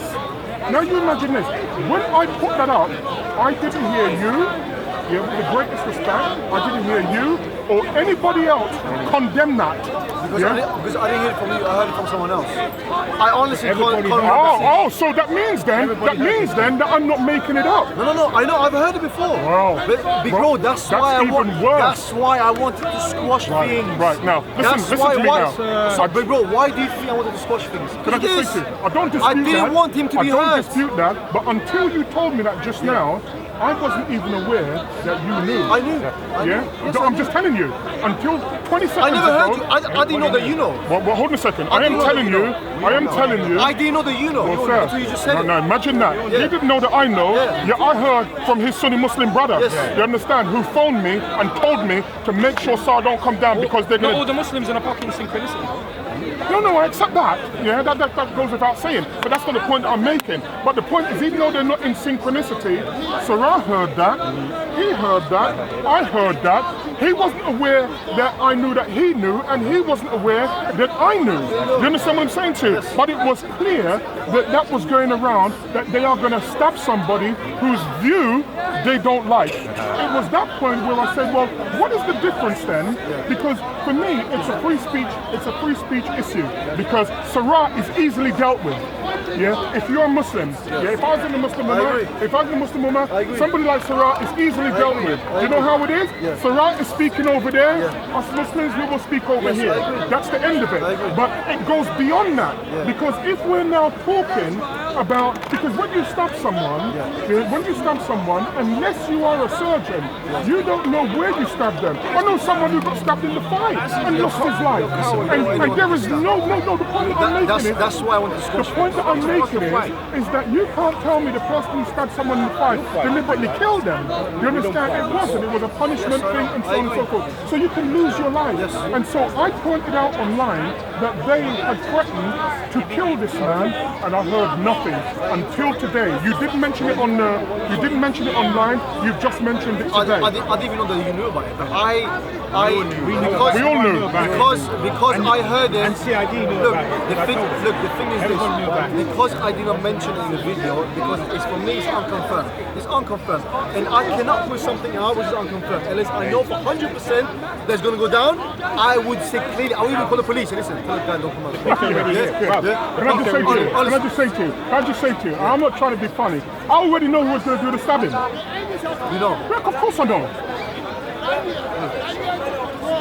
Until we know for 100% and it's confirmed, I won't be able to say anything. Okay, well there you go. Use the same words. And the police know as well. Well, that's the thing, big bro. And the police know Look, as well. you obviously, because you suspect something, he's your brother, of course you have to protect his son. But you have to believe me when I say to you. No. That's unfair for me. Because I pointed out to you earlier on, it says free speech issue. I said that if a Muslim, if a Jew, if an atheist, you understand, wanted to make a point at the park. All I'm saying is tone it down. Yeah, but hold a second, When Hamid. you say stop saying what you're saying, just tone it down. I've just said to you Be because like Gary, use your words you're differently. making the Be like you. Can I Be just like say you. to you, Use people are apply wisdom. Look, can I just say to you? Can I just say to you? Do you know what? Do you know what? Gary speaks differently to me. Gary has a sense of humour that I could only wish I could have. You understand what I'm saying to you? Because it's different. He disarms you in a completely different way than me. It's because we're different types of speakers. And Sarah's different too. And Sarah's different too. And if what you're saying is, because this is dangerous, I can agree with everything that you and Tide says. Everything unless there's thing one is, thing. big bro, the thing is- one thing, Hamid, and the one thing is that you want to decide how somebody reacts to what you believe. I'll tell you what it is. Look, we have to last thing. We have to understand people are watching us. Yeah, we have two camps. We have hot-headed youth from our side, Muslims. Some guys Yeah, from what, your sorry? side, hot-headed youth from our side. I think the hot-headed youths are guided by you lot. The older lot. Again, The older lot. Not you personally, the older lot. Let's not carry That's on. what I believe. I mean, like, people like Jay Smith. What I'm saying is, Yeah, what I'm we've been saying into is that this: for years. when people are watching, they perceive it to be hot between us. Did you send me a message? Did you send me a message saying to me, big bro, guess what? No, I'm just saying to you, yeah, because you said loads of stuff, yeah, just like I did. But did you send a message to me saying to me, big bro, tell Sarah to be careful at the park because I've heard he's going to be stabbed. I would have if I had your number, but I can't put that online. I can't. You have to understand. I Yeah, but can't. you tell Callum, didn't you? It's unconfirmed. You can tell anybody. You got Callum's number. Did you tell anybody? Yes, I did. Yeah, I did. But because we got caught up in this whole hype on comment section. Did you tell Callum that? No, I didn't tell him. Because it's unconfirmed. So you didn't It's tell anybody? unconfirmed. Yeah, but even if it's I'm going to say unconfirmed. to you, everything is Confirmed, unconfirmed unconfirmed. until it's I confirmed. understand. I mean, what you want to say is that It they starts. confirm it? Look. There's The a thing is fact. this. The thing is It's a this. hypocrisy, that No, really is. Look, It is though, you're not Hamid. being fair. You're not being fair. Sir, can I just say this? All I'm saying, I heard, let me tell you this, you see as much as I've argued with you, yeah, if I heard, yeah, that somebody was going to stab you up, you understand, may God be my witness, you understand, I would have sent somebody down to your mosque, I would have gone around and I would have made sure that you knew about it. You understand? If you Because you know heard what? that There's a someone's gonna difference stab between you, there's a difference between not liking somebody talking at Hyde Park and then somebody that someone's dying gonna stab you. and then somebody dying. So I would have told you. The thing is, Sora has not come down to the park for a couple of weeks, right? He's not He's come on down. holiday. Okay, but he hasn't been there for a couple of weeks. Because he's on holiday. So meanwhile, what my intention was is to defuse the situation. That's all. And then when he came down here, our plan. You understand the point that I'm making. I understand Yeah, what you're you're not saying. stupid. I understand what you're saying. But my plan was, look, defuse the situation, let the people see that things have calmed down. You understand? That I was hoping would calm whoever intended to harm Sarah, calm him down as well. No, can I just say to you, that's not true. Let me tell you why it wouldn't calm him down. Because Tahid said about 15 minutes ago that with the stuff that Sarah said, he said that Sarah posted something up online on Sarah 4 and he said it was completely out of order, yeah, and it was a slur on the Prophet. Yes, that's exactly what he said. So we know then that the facts are not going to go away. My only argument to you is, and I'll point it out again, you heard that he was going to get stabbed. I did. Other people did as well. Because you know sometimes that type of news really, really travels. So then you say to yourself, how then is this going to be dealt with? Is this going to be dealt with by everybody going to jail? You know, some people being killed? I'm just asking you. Because people have an opinion that you don't like. You understand? Sarah has a right to his opinion. Just like you have a right to dissect his opinion. What you don't have a right to do is to say, if you say this, I'm going to do that, because then that goes from Speaker's Corner into gangsterism. That's how he came across. I admit that. First person that brought gangsterism into this whole situation. That was you. Look, that's how it came across. I agree. It wasn't me. It came across that And he's way. not a gangster. But the main issue, my main objective was to defuse the situation. But because I perceived you to be unwilling to do that, and to be honest, the way you replied back, Big Bro, didn't help things. It didn't help. Because I didn't accept your apology. It made it worse. It's made it worse. But it has dealt with them. Yeah, but now it's been done and dusted anyway. I'm glad. Bro, please. Look, I'm not here to justify myself to you. And you're not here to justify yourself to me because you haven't wronged me in any way that I know of. Yeah? Yeah, but you know what we were talking about though, because we said we'd finished with that, and we had finished. You just mentioned the Sarah thing, and all I'm saying is that you guys say you want to talk to Sarah. Now, let me tell you why I'm concerned. Because I'm not really too fussy about it. I'm just saying that if he was, I actually said this to Leon behind the camera. I said to Leon behind the camera, I said about a month ago, I'll tell you what happened. About a month ago, I did an interview with Leon or whenever it was, whatever. So I got all of that off my chest. The reason why I did this video, originally, I did do this video with Mohammed Hijab about the 3 options and whatnot. I went off to give a conference abroad. Mohammed Hijab and Sarah bumped heads in a park, so he spoke about it. I spoke to Mohammed Hijab, he said, bro, listen, there's no point of me putting out the video of me and you now because I've already spoken. Do your own thing. I said, cool, I'll do my own thing. So I went and did my own thing. When that video went out now, bro, I left it, I was waiting for Sarah's reply. He goes to me, he put a message down in the COE video of that video and he says, oh, Mohammed, he needs to be wearing he should be in a pillow house or something because he seems like he's not paranoid, bipolar. Even though I've seen a video of him actually saying that he believes he's bipolar. But nonetheless, putting that all aside, I left it after that, bro, I left it completely. I even came to Sarah before I put up that video. I came to him here. Gary was there. Gary can confirm to you if what I'm saying is truth or not, And I came to him in a non-threatening way to begin with. And I said to him, Sarah, please, do you mind if me and you just go over there and just talk alone? Just as when I went to Callum originally and people were coming to film, I said, no, please. Raspik can confirm that. Inshallah, Raspik can confirm that. Gary was there and I said, please, can I talk to you alone? Why? I wanted to say to Sarah, please, can you stop these videos in your car? You slagging me off all the time saying I'm a coward, I back down, So he didn't do that. So that's when some people started pulling me off. I was pushing them away from me. It looked as if I was in that kind of hold me back situation. I'm not that guy, bro. Brother, listen. Go on. You said I was there? Yes, go on. Now, tell me, I'm going to tell you a lie now. Now, this is Ramadan, yes? Yes. You said that you would break your fast right now to go 10 bells with Sarah. Did you say that? No, take the context. Gary, no, I know. Gary, but you did say Gary, if you know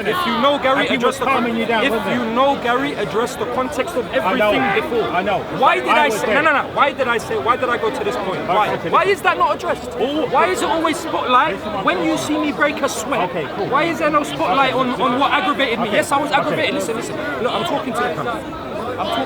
Listen, me and you, we've never had a confrontation. AR23, Michael, me and him had a confrontation and we shook it off. We had it out. We spoke like men. We had Ebony and Ivory playing in the background. It was all banter. It was all fun and games and laughter, I'm not the kind of guy that goes around saying that I'm some anything, bro. With Sarah, no problem, brother, no problem. With Sarah, he aggravated the situation. He did. Wallah, he did. He aggravated it. When he came up to me, when I said to him, come and talk to me alone, he came with a camera on, with COE's camera on. This is before I knew Leon and his team, with COE camera on, hooded up, with gloves on, coming up to me. Like, he's bad. Listen, he can do that again if he wants. Like, I don't think, just like Hamid said, I'm going to say the same thing. I fear no man but Allah. I'll say to the cameras again, this is wallahi, this is not to make myself look bad. I believe that Sarah is a blatant coward, and what I'm saying to you is this: bear man like you, let me finish, please, bro. Please. Thank you so much. Bear man like you, AR23, Michael here. When I see you, I look at you in your face. You're not cowards, and a man can tell a man. Unless you can stand there and tell me, Mo, you're a coward. I'll say, all right, cool. If you think I'm a coward, you think I'm a coward. Yeah, but Sarah is a coward. And we are all fighting. It's like, you know what it's like? It reminds me of old school tribes in Arabia or in Africa or anywhere in the world that fight over women and respecting their honor. If he's a big man, the way people keep saying he's a big man, then why doesn't he come? Look, bro, I'm telling you now, wallahi, if Sarah comes, I will talk to him gently, with respect and honor like a man. Wallah, he doesn't want that. He doesn't want it, bro. You know, you when you talk, wallahi, I see sometimes you talk with a passion and with some sincerity in what you're saying. He doesn't do that, bro. He comes, he puts a video on when he knows that I will address him. He wants to fight me. He wants to come and say, I will fight him in a car park. You're saying that just like what you said, yeah, that you're not going to get any incriminating evidence of you to go and do some law against the law in a car park. I went up to him after that and I said, listen,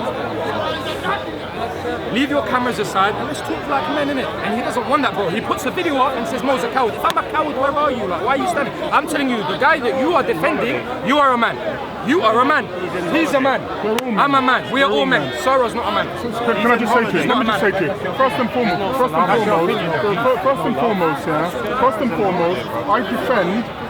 I defend your right to have any opinion that you want of Sarah, and that's fine because that's your subjective opinion of Sarah.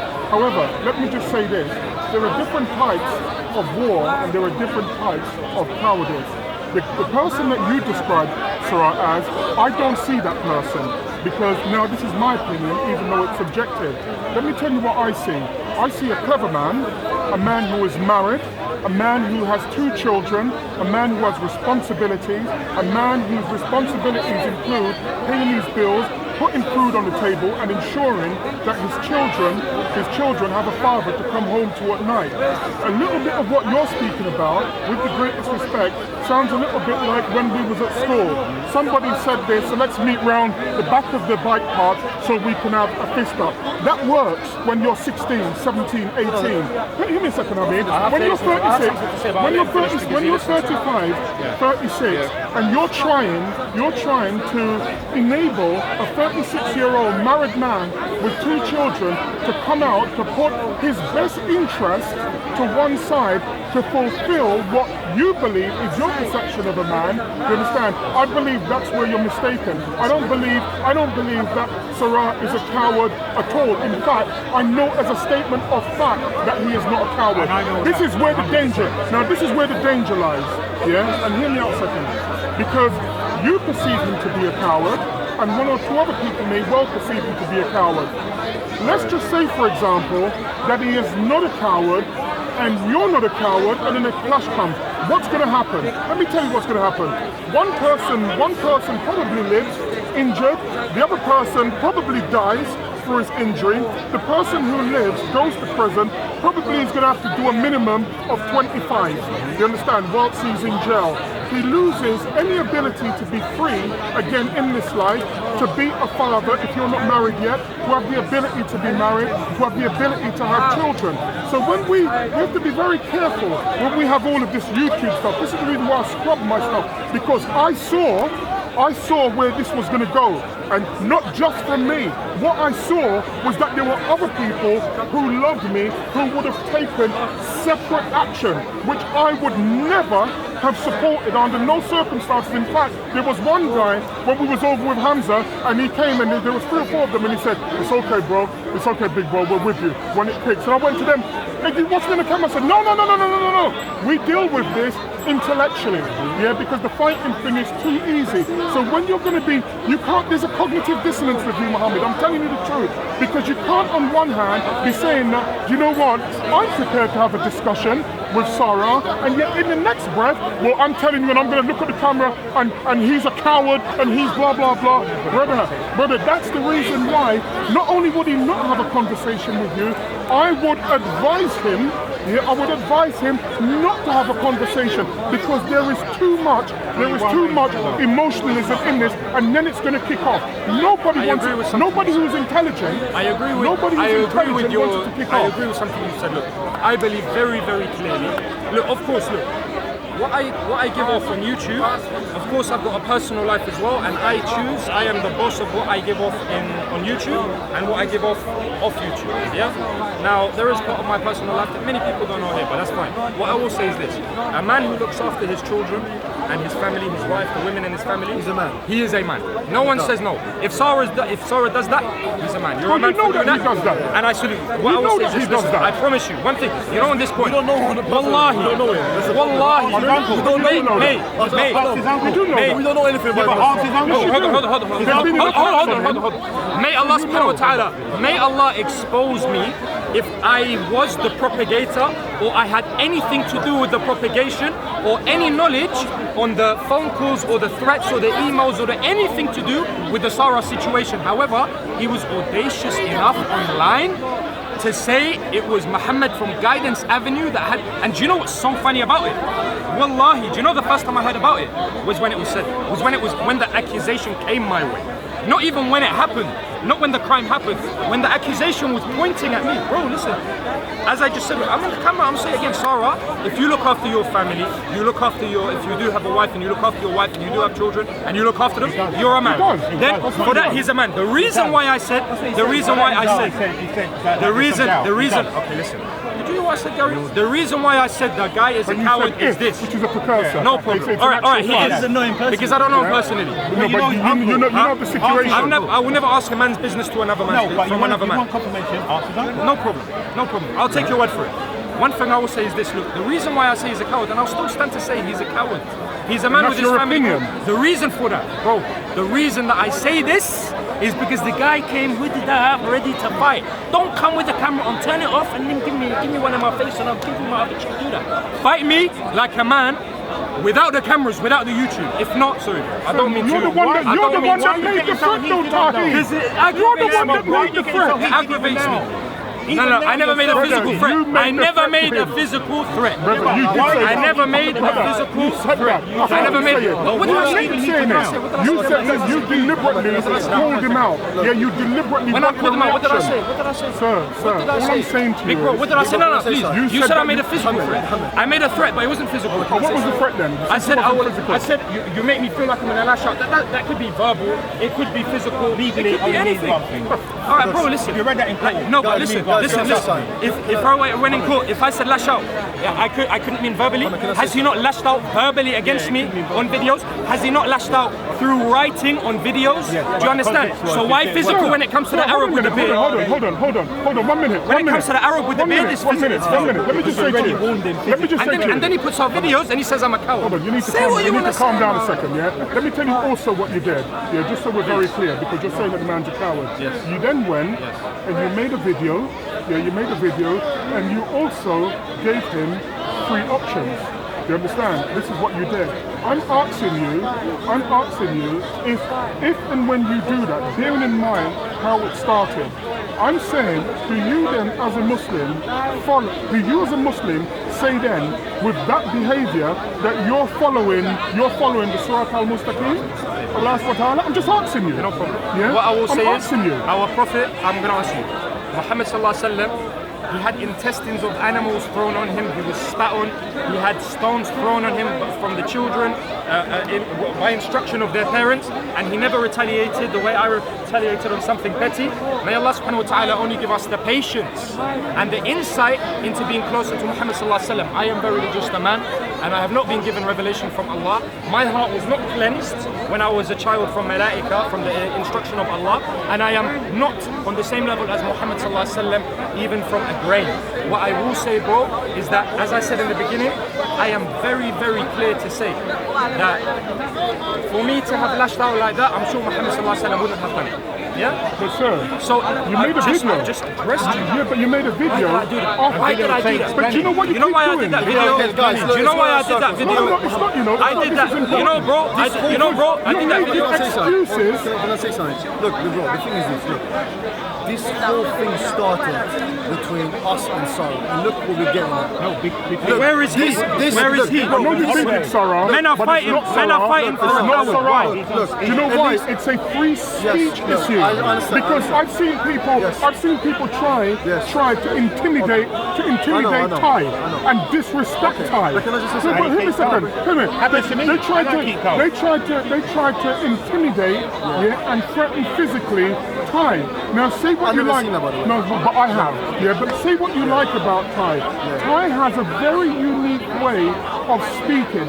Is it my way? No, what I'm just saying to you. So I know you can say Ty is rude, and you have a right. Please, let's go. No, but hold a second. I am leveling. No. He has a different way. To be or not to be? He has rude. Let me tell you. Can I just say to you? For me, Ty's one of the brightest guys in the park. Now you might not see it. And you have a right not to see it. I'm telling you what I see. I think that Ty is 3 or 4 levels ahead of what anybody is in the park. I could only wish to have the knowledge that that guy has. Some people may say, well, we don't like the way in which he speaks. And I get that, because it's like Marmite. Either you like him or either you don't. But what is it about Ty? We have never seen Ty threaten anybody. We've never seen him, just give me 10 seconds please, Ty. We've never seen him physically threaten anybody. We've never seen him intimidate anybody. So why then was somebody like Ty threatened? I know you think this is about Sarah, but it's not. It's about free speech. Because when somebody like Ty has to say to me, look, if you attack me, then my sons will come down here and it will carry on. We all know that's not how Ty speaks. So what is it that put Ty in that position that Ty had to say that? So it's not just about Sarah. It's anybody. About the issue with Mohammed Hijab now. No. I'm just speaking generally. I'm speaking. No, Ty. I'm speaking generally that it's not about Sarah. It's about the issue of free speech within the confines of Speaker's Corner. I think let us just end it on a note that I think we all agree that we're not going to agree on the issue of free speech. That's clear, at least. At least I hope that we are in agreement that if there was any previous grievance between us, hopefully, or enmity, at least from our side. There was none from me. Okay, that's fair enough. There was none from me. At least that we know where we all stand, that I hope that we can continue in peace from now on. That from now on, if I hear something, I put it on camera as well. If I hear anything from you or Sarah, which I deem to be slanderous or which I deem to be insult, I will walk away. I will not listen to Sarah. In fact, I will make it clear now that I will keep my distance from Sarah because I believe he will not change. I believe he won't change. And I don't believe that we should ask you guys to get him to change because he won't change anyway. Fair enough. So let's just end it there. All of the offense. Let us just end on that note that we agree to disagree and that there was any previous grievances, we squashed that and we made peace. Although maybe people said that there was nothing to make peace in the first place, but I believe that I apologize for my wrongdoings I did against me, bro, or anyone that took offense to what I said. That hopefully maybe this can be a catalyst for any future agreement between us and Sarah. Maybe he can, if he watches this, that he knows that the best way to say what you want is not by insulting, it's how you say it. I hope if he watches this, he learns this. Because you might have the right to say some things, but sometimes it's better that you at least adjust the way you say things for the greater good. The same way Big Bro does it, the same way you do it, the same other brothers do it. That we know that we have a right to say something, however, for the greater cause, not to cause offense to our fellow human beings, we adjust it slightly. And we can still say what we want, we can still critique, but we adjust it. This is wisdom. In addition to this now, let me say something. Wallahi, it's not for justification of my actions. Wallahi, it's for, as you said, free speech in the park and for the overall image of the park. Inshallah, if Sarah is watching this, bro, please, I invite you kindly to reconsider, to come down to the park and speak to me off camera. If you don't want it off camera, we can do it on camera and it will be free. I can tell you now, that's not going to work. Because as I said to you, you're up, down, up, down, up, down, up, down, up, down. It's not going to happen. Then he shouldn't have aggravated sleep and lying. Well, can I just say to you? You shouldn't have aggravated sleep and lying. There's more than one lion. There's more than one lion in the world. You understand? Yeah. There's more than one lion in the world. Let me tell you. But the one that poked me was Let me tell you. Let me just say to you. I'm saying that, but then you're saying he will definitely say no. No, but you see, if he carries on putting videos about me online, like, I said to you, what I said to you is that if I spoke to my brother, and I said and my brother said to me, should I speak to Muhammad Tawhid? I would say no. And the reason why is because I've not seen anything from you here today that would conclude me to say go there. And I'll tell you the reason why. Not because you're a coward or he's a coward. I do not want this guy to put his marriage at risk. Yeah? Now, hear me a second. I don't want him to put his marriage at risk, his statement of a father at risk by coming down and dealing with juvenile, dealing with juvenile behavior. Sir, let me just say to you, you already have a problem. It's not going to happen. You can search me for weapons before I go. It's got nothing to do with that. I'll even lift my tongue. See if I can blade under my That's the reason why. Your reaction. I said I'll talk to you away from the car. Your reaction. You can be there as a mediator, vigilator. No.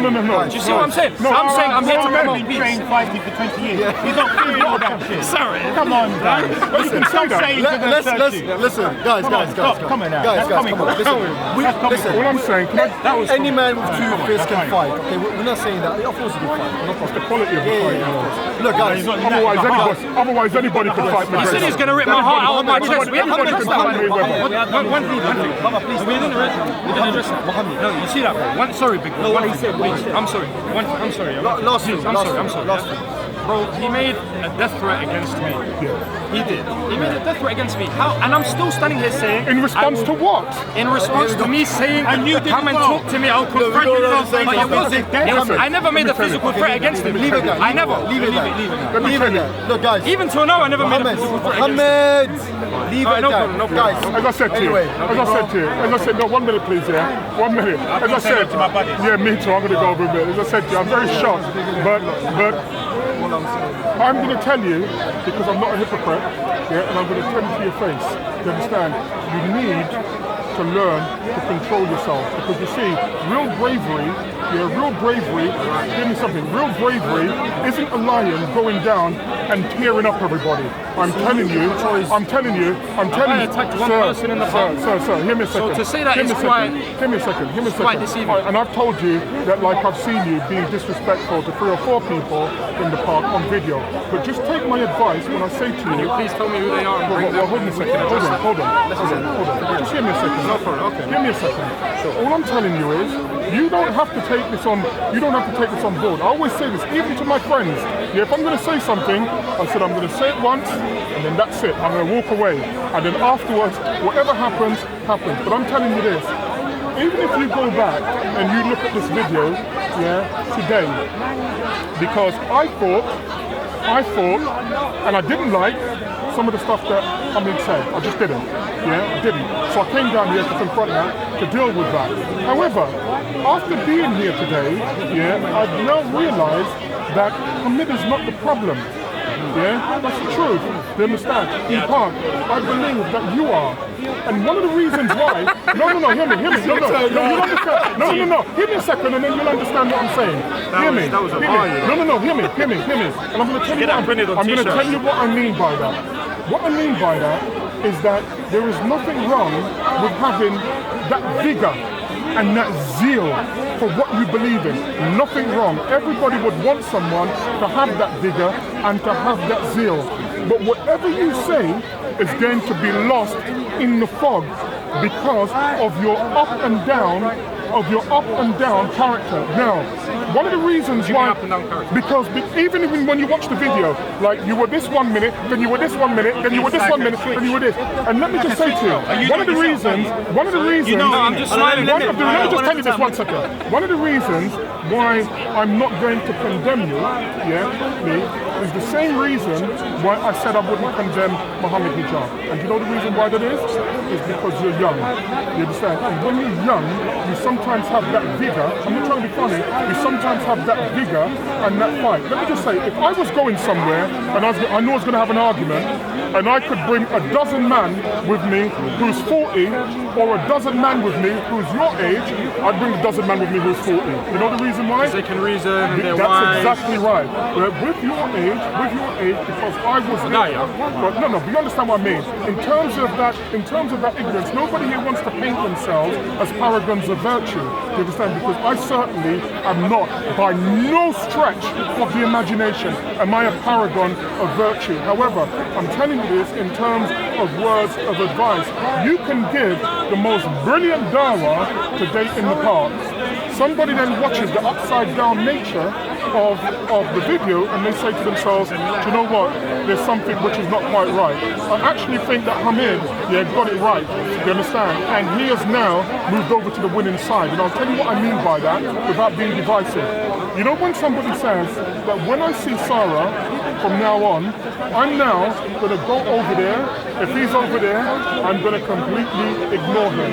There are some people in life, Mohammed, who rely on the oxygen, who rely on the oxygen of publicity to exist.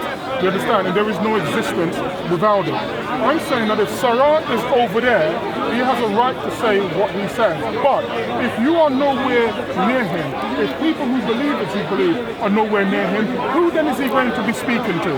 I'm just asking you. So you might think this is an attack, but if you're clever, when you go on and watch the videos, you'll realize that this is not an attack at all. This is a next brother. This is a next brother. This is a next brother, because let me tell you this. We all know, apart from the liars and the hypocrites who will say, we jailed, and if anything, I'll go jail and blah, blah, blah. These guys, there's something seriously wrong with them. Do you understand? Because prison, despite what they tell you, is not a good place. It's not a decent place. It's a soul-destroying place. Why then would you want to put yourself in a position to go somewhere like that? You understand? It's nonsense. It's crazy. That's what I wanted to say. Listen, I'll take your words of advice. Now, if I look a certain way, the one who I am actually worried about the way he sees me, first and foremost, is Allah the Exalted, the All-Seer, the Judge. Now, you know what you were saying, bro, about the way I'm going up and down and the fact that I'm being very over-emotional, for example, and maybe aggravational, provocative at the moment. Please note again, and I'll say it again, please note that, as I said, there was a time where Sarah was provoking, and I stayed quiet, I stayed silent, and he continued. So this, what you see of me now, is a result of many months. This thing between you and Hamid is only it's a moment. Sorry, it's a moment. This thing with me and Sarah is like a year, and he's actually weaned off this YouTube glamour. He's weaned off it to try and make an image with me. People know me just as much as they know that I give da'wah. They know me because of the Sarah situation, which I detest. I don't like it. And I've spoken to Sarah a number of times away from camera, and I said, Sarah, please let me speak to you off camera. Oh no, you do you, I do me. Okay, if I do me and you do you, why are you then going back online and saying I'm a coward, saying I'm this, saying I'm that? Like, chill out, man. It's because he wanted something, big bro. Wallahi, I'm telling you, alright, I'm not perfect. I know I'm not perfect. And I don't care saying it to you. None of us are perfect. No idea. Thank you. But and I will take your advice. As an elder, I respect that and I take your advice. Because verily, we know even from hadith that Iblis himself spoke the word of haqq to recite Ayat al-Kursi from night until morning at one point, and there are variations of this hadith, and the symbolism behind it is to take truth wherever it comes from. It doesn't matter if it comes from a black-skinned brother, or an Asian brother, or a Muslim, or a kafir, or anything, it doesn't matter. If truth comes, you should accept it, and that's it. If truth is truth. Bro, I swear to God, wallahi, Allah knows best, I am not here for YouTube fame. I am here to call people towards the truth. I started this when I had a health condition. Sarah came and approached me, and he said, I will rip your heart out. It may have been a response to what you said. Yeah, exactly. No, it's a response of what I said, and I never brought out a threat, physical. Wallahi, never ever did. It sounded like a threat, though. No, man. Maybe it's because I've got a strong personality. Maybe there was a misunderstanding. Another thing as well. It sounded like a threat, though. Another thing as well, yeah. Callum himself. When Sarah was over there and Sarah said, "Oh, you called me a bastard. Mind my language. You called me a bastard." And I turned to Callum and I said, "Callum, did you tell him I called him a bastard?" In the video I said, "Did I call him a bastard?" Callum stayed quiet because he knows that I never said this. I said things that I've said on camera today. I said, "You're a homosexual. Bring the homo to me or the gay to me with YMCA," which is fine. All right, I said it. I'm saying that. You can say free speech. Listen. All right, cool. Let me finish off. Let me finish off. No, you're the peaceful one now. No. Go chill, drink your coffee. There's nothing wrong with that. There's nothing I'm wrong sorry, with that. listen, let me finish it. Nothing wrong I'm with sorry, that. bro, listen. I've got nothing personally, wallahi, I've got nothing personally against Sarah. It's the actions of a man that I detest. Just like you haven't got anything personal against me, it's my actions you detest, right? Yeah. Because you don't know me well enough to know if you No. Thank you, it's the same thing, likewise. I've got nothing against Sarah, it's the actions that I detest. But when you, can I just say the last thing here before we finish? When you're going to say somebody's a batty man, yeah, when you're going to say somebody's a batty man and somebody's a homosexual, do you know what I said when they said it online? And I was actually being very sincere. I said that your language should be very careful, yeah, because Sarah was an actor 15, 16 years ago. Yet there are men in the park, yeah, who are batty men, yeah, who have had numerous men that they've slept with, and you lot defend them when they're down here giving dawah. So I've never understood that you can point your hands at Sarah, who is not a batty man, but you actually have batty man them down here. And don't get me wrong, I'm not attacking any of them down here. I have no right, you understand, to judge another man, you understand. I'm only mentioning it in relation to how you're seeking to judge Sarah. Sarah is a married, heterosexual man looking after his wife and his 2 children. You understand? He is not a homosexual, but they're everybody. He's not bisexual. You understand? He's a heterosexual man. You're right. I And yet they're disagree. attacking him. I disagree with You should the comment. apologize for saying that. I disagree. To say what? You should apologize for calling Sarah a batty man. That's what you should do. Let me tell you the reason why. Let me tell you. And you know the thing is, this does not take away from you, you know. Yeah, it doesn't take away from you. Just like me, I came down to the park and I... doesn't take away from you. No, it doesn't take away from you. By apologizing... Why didn't you bring him down? Yeah. Let's all of it in person. Bring him down here. Away from the park. Here. And you can strip search, not strip search. We're not into But you can search us, see for I'm just saying to you, the point I wanted to make was a serious point. Why would he not talk to us in person? Why not? If you're a mediator. Listen, the point, four of us, I'll big tell you bro, why. the 4 of us in front of the camera, we'll sort all this. And you be a mediator. You know the thing is, yeah, You can be the as I said, arbitrator if you want. as I said, You can be the I do arbitrator. not have any social media accounts, and if you remember, I said that I don't actually like the whole filming shit. Yeah, Leon and them will tell you, y'all refused. They've asked me, AR23, everybody has asked me. I've got 2 speaking engagements out of Hyde Park. Yeah, one in Seattle, one in New York. You understand? I will speak there. I saw you in the Bristol Tower as well. Yeah, when I was at the Brentford. The point that I'm making is that most people misunderstand people like myself. People like myself have seen what it's been for people who look like me, yeah, my skin color, our experience in this country. That anger that we see doesn't come from out of the clear blue sky. Yeah, this comes from years and years of constant structural oppression of black people in this country.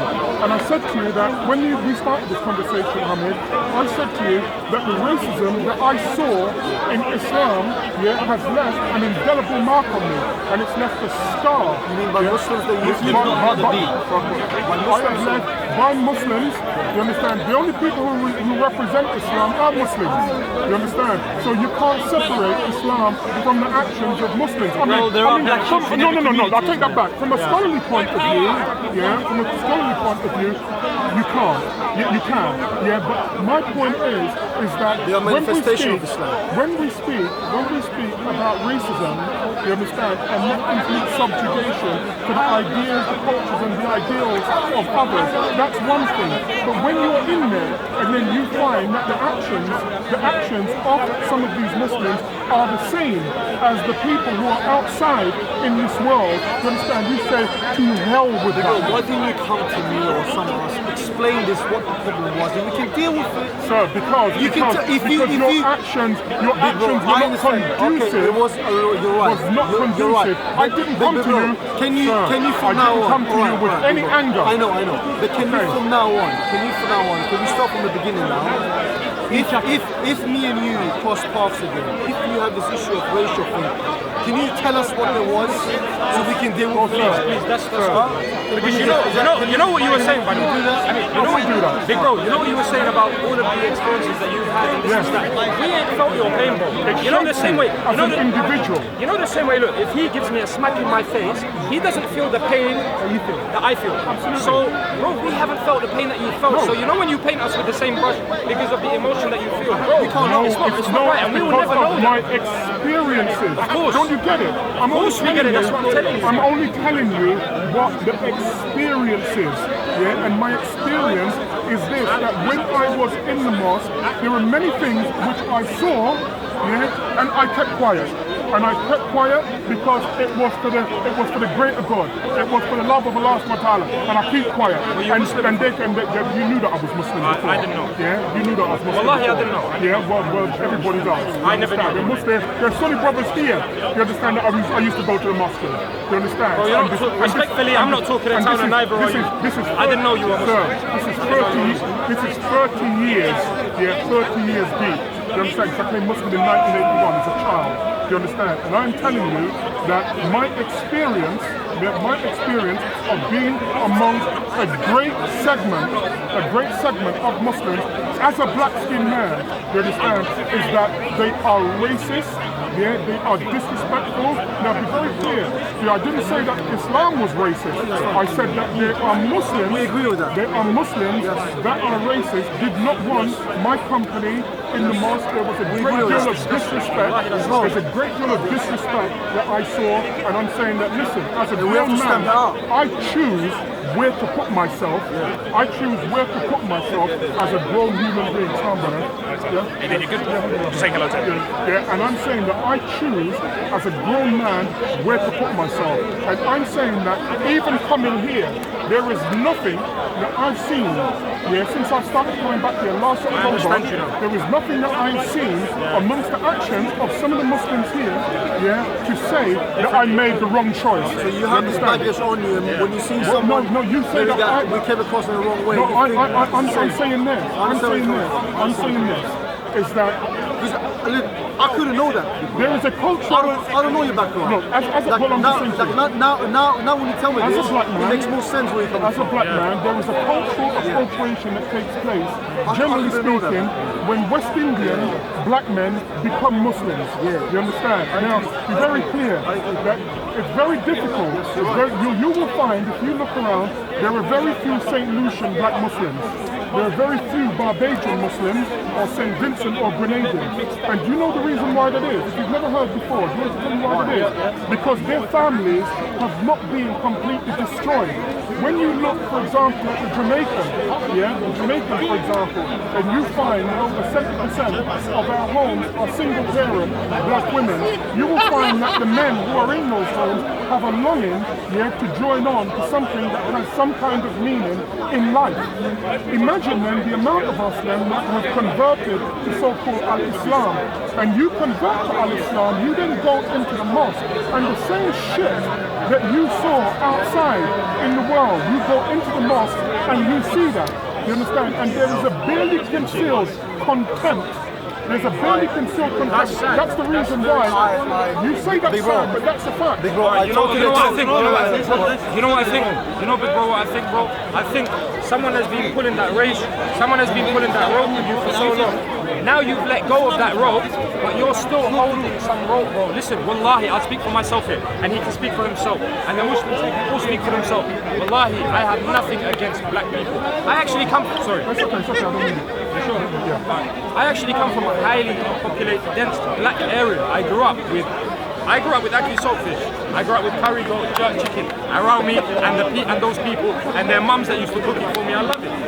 I grew up with black people. I have a lot of friends who are black. I have friends who are black that come up to me and they say, "Are you caught up in all of this racial thing at the park? Do they think that you're one of these racists?"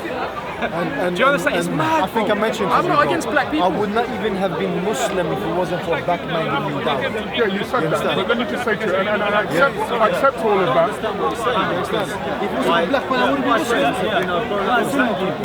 So you wouldn't understand because you're not me. By the way, Yeah, you wouldn't understand because you're not me. What I'm saying is, big bro, by the way, let me just make it clear. It's not the same. You don't get it. I'm not saying, I'm just saying that there is some dissension amongst people. Like Muslims will judge you, but you can't actually get any way to Islam. Racism is not plaguing in Islam. I've never seen it myself. That sounds fantastic. Yeah, that sounds fantastic. There is a problem. That sounds fantastic. But we all know that there's a massive problem. And do you know one of the things that I find most extraordinary is that when I speak to people who are not black and who are Muslim, when you tell them, yeah, there is a disassociation, if you like, with what's coming out of my mouth when they hear it. It doesn't actually compute. And I don't blame you for not understanding it because you're not in my position. I said 2 or 3 weeks ago, I said, let me do a quick experiment. And I said, this is on video when I spoke to Ali Dawa. And I said that we have, as black people, conversations that nobody else understands. And Ali Dawa asked me to give him an example. I said, recently when I was in Southeast Asia, I went to 5 or 6 countries. And I said, now I'm going to choose a man out of the crowd who's here, and I'm going to tell you what he's going to say. And I said, watch this. I said, I tell you, I've just come back from Southeast Asia, and I've gone to Cambodia, Thailand, Burma, China, Cambodia, and Indonesia. And I said to him, I've just come back from that. What's the first question you're going to ask me? And you know what he said? How did they treat you? And Ali Dawa said, really? And I said, I could answer any black man around here because that's the first thing he says.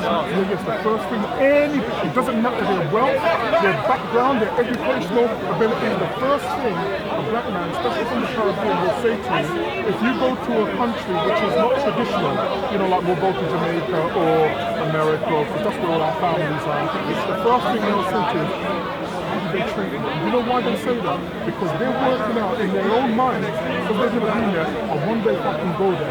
And then they'll say to you, when you go tonight, you understand, they look at you, they follow you. It doesn't matter whether they're doctors, lawyers, a roadman on the street. You wouldn't understand that, yeah, if you haven't come from that experience and that historical perspective. And I'm saying to you that why then would I put myself in a position of going into a mosque, you understand, where I get that same treatment? It doesn't make sense. Did that put you off Islam? Yes.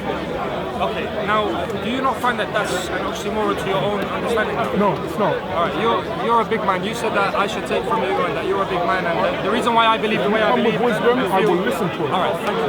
So please, I hope I can speak some wisdom to you, inshallah. Don't paint everyone with the same brush.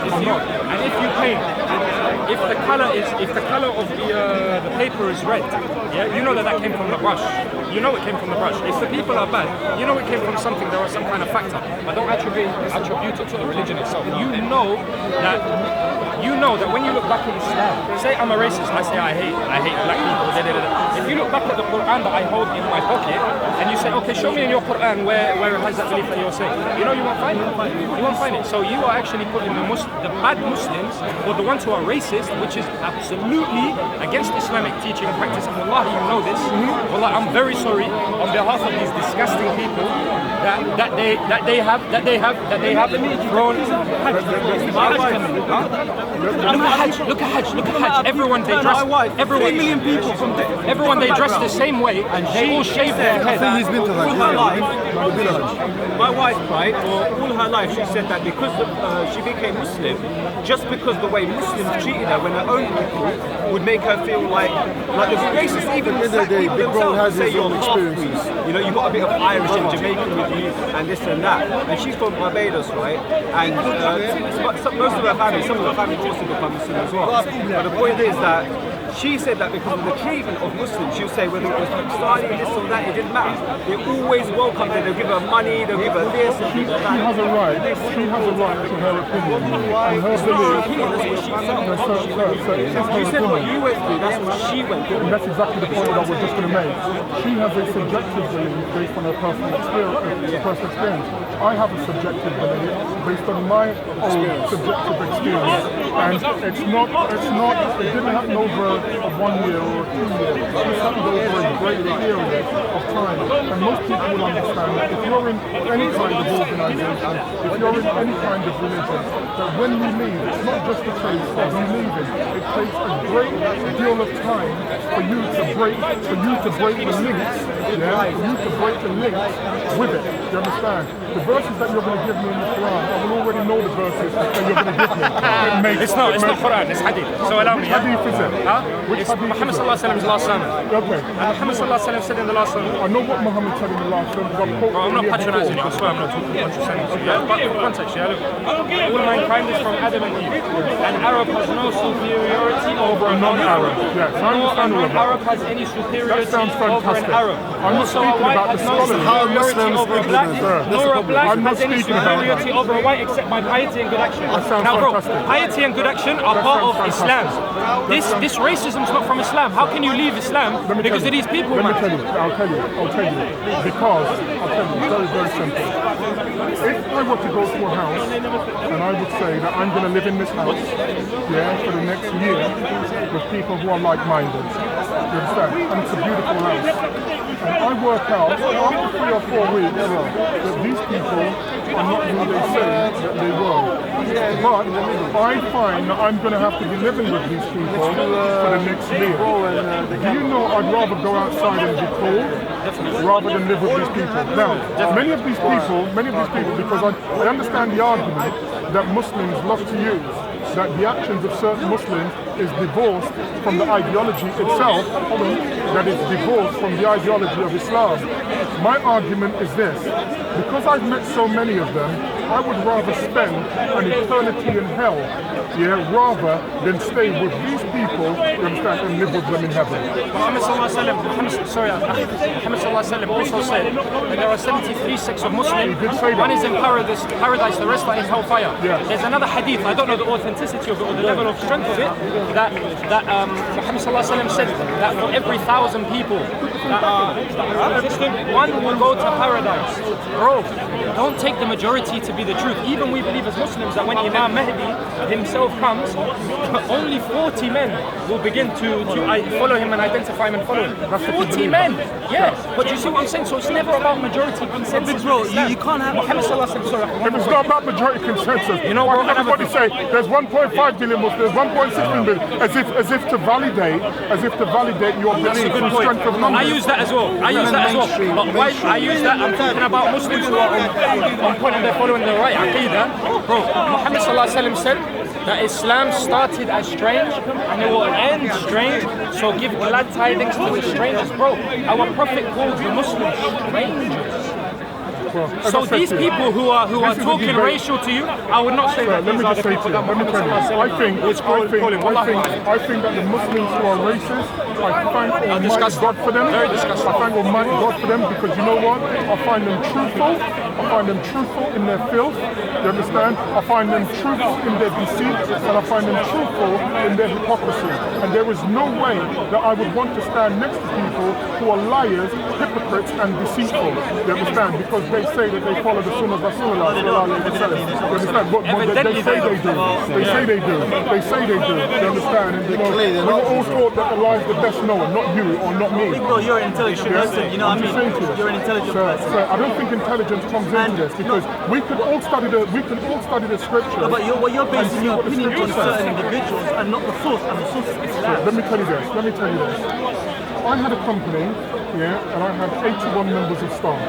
In my two companies, I had 81 members of staff. There were many times when people would say to me, "Oh, have you heard XYZ with your company?" Well, no, why would I hear that? We have an area manager, we have 4 managers, we have 8 assistant managers. It doesn't come to me like that. But let me tell you what I got to realize after a while. It doesn't matter that there was an organized structural organization that I had. What was important was all of those people who worked for me were acting on my behalf.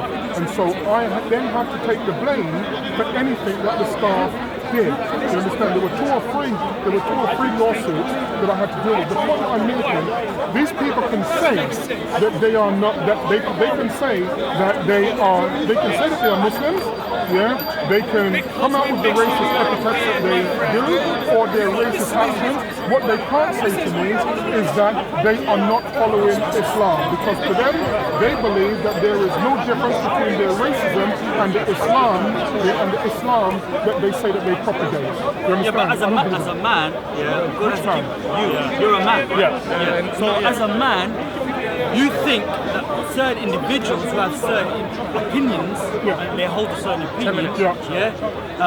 You know, at the end of the day, they could be racist, they could be, hypocrites. At the end of the day, that's their opinion. That has nothing to do with Islam. And your opinion towards Islam is because of your experience with these people. That's what I'm saying. And it's unfair. In my opinion, I think it's unfair because at the end of the day, sorry, I'm leave at this. At the end of the day, you owe it to yourself, to find out the truth. And yes, you've had experience. The truth is obviously, subjective. no one wants to experience. The truth is subjective. That's one thing that I'm very clear about. Sir, the truth is subjective. Just like when the Prophet of Islam, alayhi salam, was on this planet, you understand? They said, that he was practicing shirk. You understand? When he came with a new belief, system at that time. Those who had their belief said that he was practicing shirk, he was practicing disbelief. Sir, I'm just saying what they said, they said about the Prophet of Islam. I'm not asking anybody, I'm telling you as a statement of fact. You understand? Which is the reason why. Can I make a small point, please? Do you know what I normally do? You know when I make statements, I always use the Quran, or Hadith to back up my points. Now, one of the reasons why I do that, the first thing I ask you, do you accept Bukhari? Do you accept Tirmidhi? Do you accept Abu Dawood? Yeah, you do. Do you accept Muslim? Right. So anything that I will say to you will only come from those sources. You understand? Hold on a second. I'm just saying to you that there is many things that I could say. I don't have the time to do it. Do you understand? Do you know the reason why? Because I can show you something just privately now. Yeah, just privately. No, hear me. But I don't want it on camera. But if I say it, it's going to lead to a conversation that I don't want. You understand? So just in order to back up what I'm saying, I'm going to show you privately, and then you're going to understand why I don't want the conversation. You understand? Let me just show you privately. Just 1 minute. Okay, we're coming back. Can you read? Really? Bro, This is another one. That's the same one, yeah? Yeah, same one.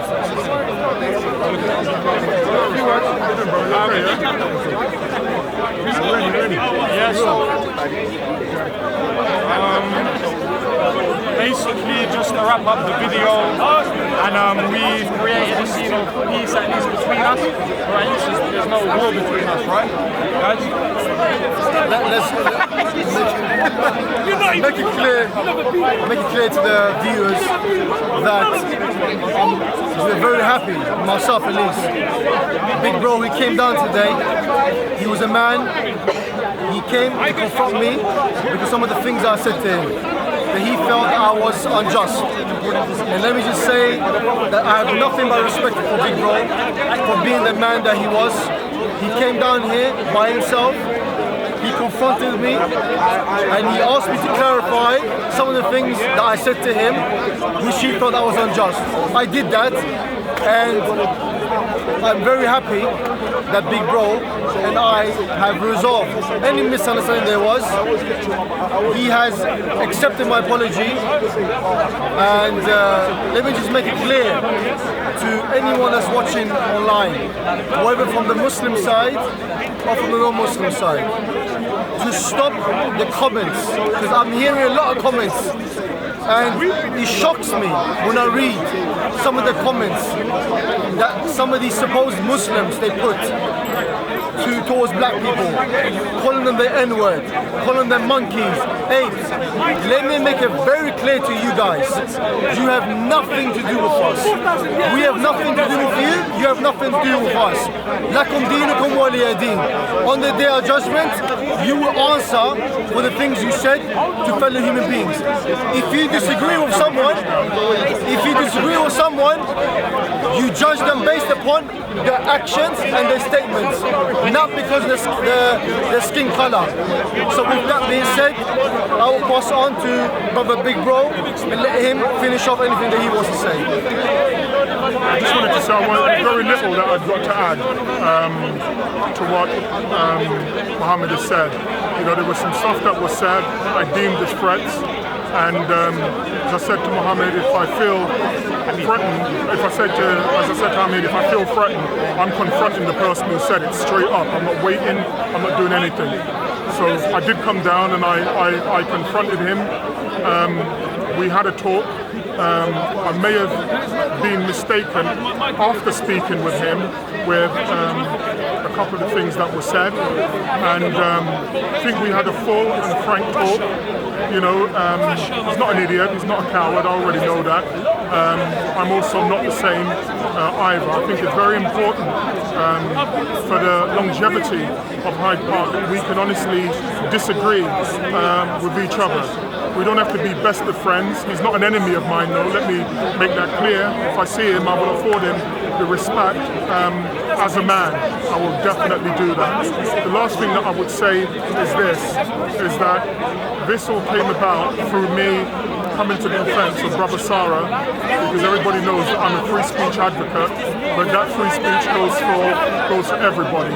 I remain in the same position. I am still a supporter of Sarah. I'm not going to back down on that, but I would say to everybody that it becomes smart for us that when we are speaking to others, that it may be better if we use language that isn't designed to inflame. However, that doesn't take away the point that you still have, as an adult, the right to your own opinion. So I just want to make this clear that there is no longer any animosity between myself and Abdul Hamid. In fact, I've been taken aback a little with what he said. He did admit a few things, and on that basis, I think he is sincere. The last point I'll make is that I used some language that was challenging, but it was deliberate what I did, because I felt that if I'm attacked, I attack back. However, in hindsight, some of the language that I used was not right, and it was unjust, and so on that basis alone, I will apologise to Hamid for some of the language that I used. Hopefully our brother Sarah will be back at the park very soon, and Hyde Park can go back to being what it always has been, which is a place for discourse, a lot of the time between people who don't agree with each other, and that's fine, but we should keep this a speaker's corner and not a fighter's corner. So peace out to Hamid. Yeah?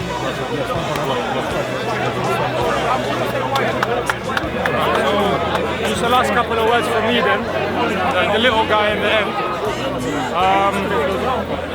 Obviously you've seen a bit of peace promoted here. I don't want to be ascribed or attribute to anything other than that as well. I want to promote peace too. So I'm going to humbly ask if Sarah would be so happy to come down to the park and we can have a peaceful talk on camera as well for you guys to see as well, inshallah. Full peace as well, okay? Sarah was never someone who I had enmity against before this situation. During this situation, obviously, you know, it's in the heat of the moment, of course, and I don't want Sarah to be known as an aggravator of Muslims or an aggravator against me, and I certainly don't want to be known as someone who's aggravated him either. Or as Big Bro has already said, you know, this place should remain a speaker's corner, not fighter's corner.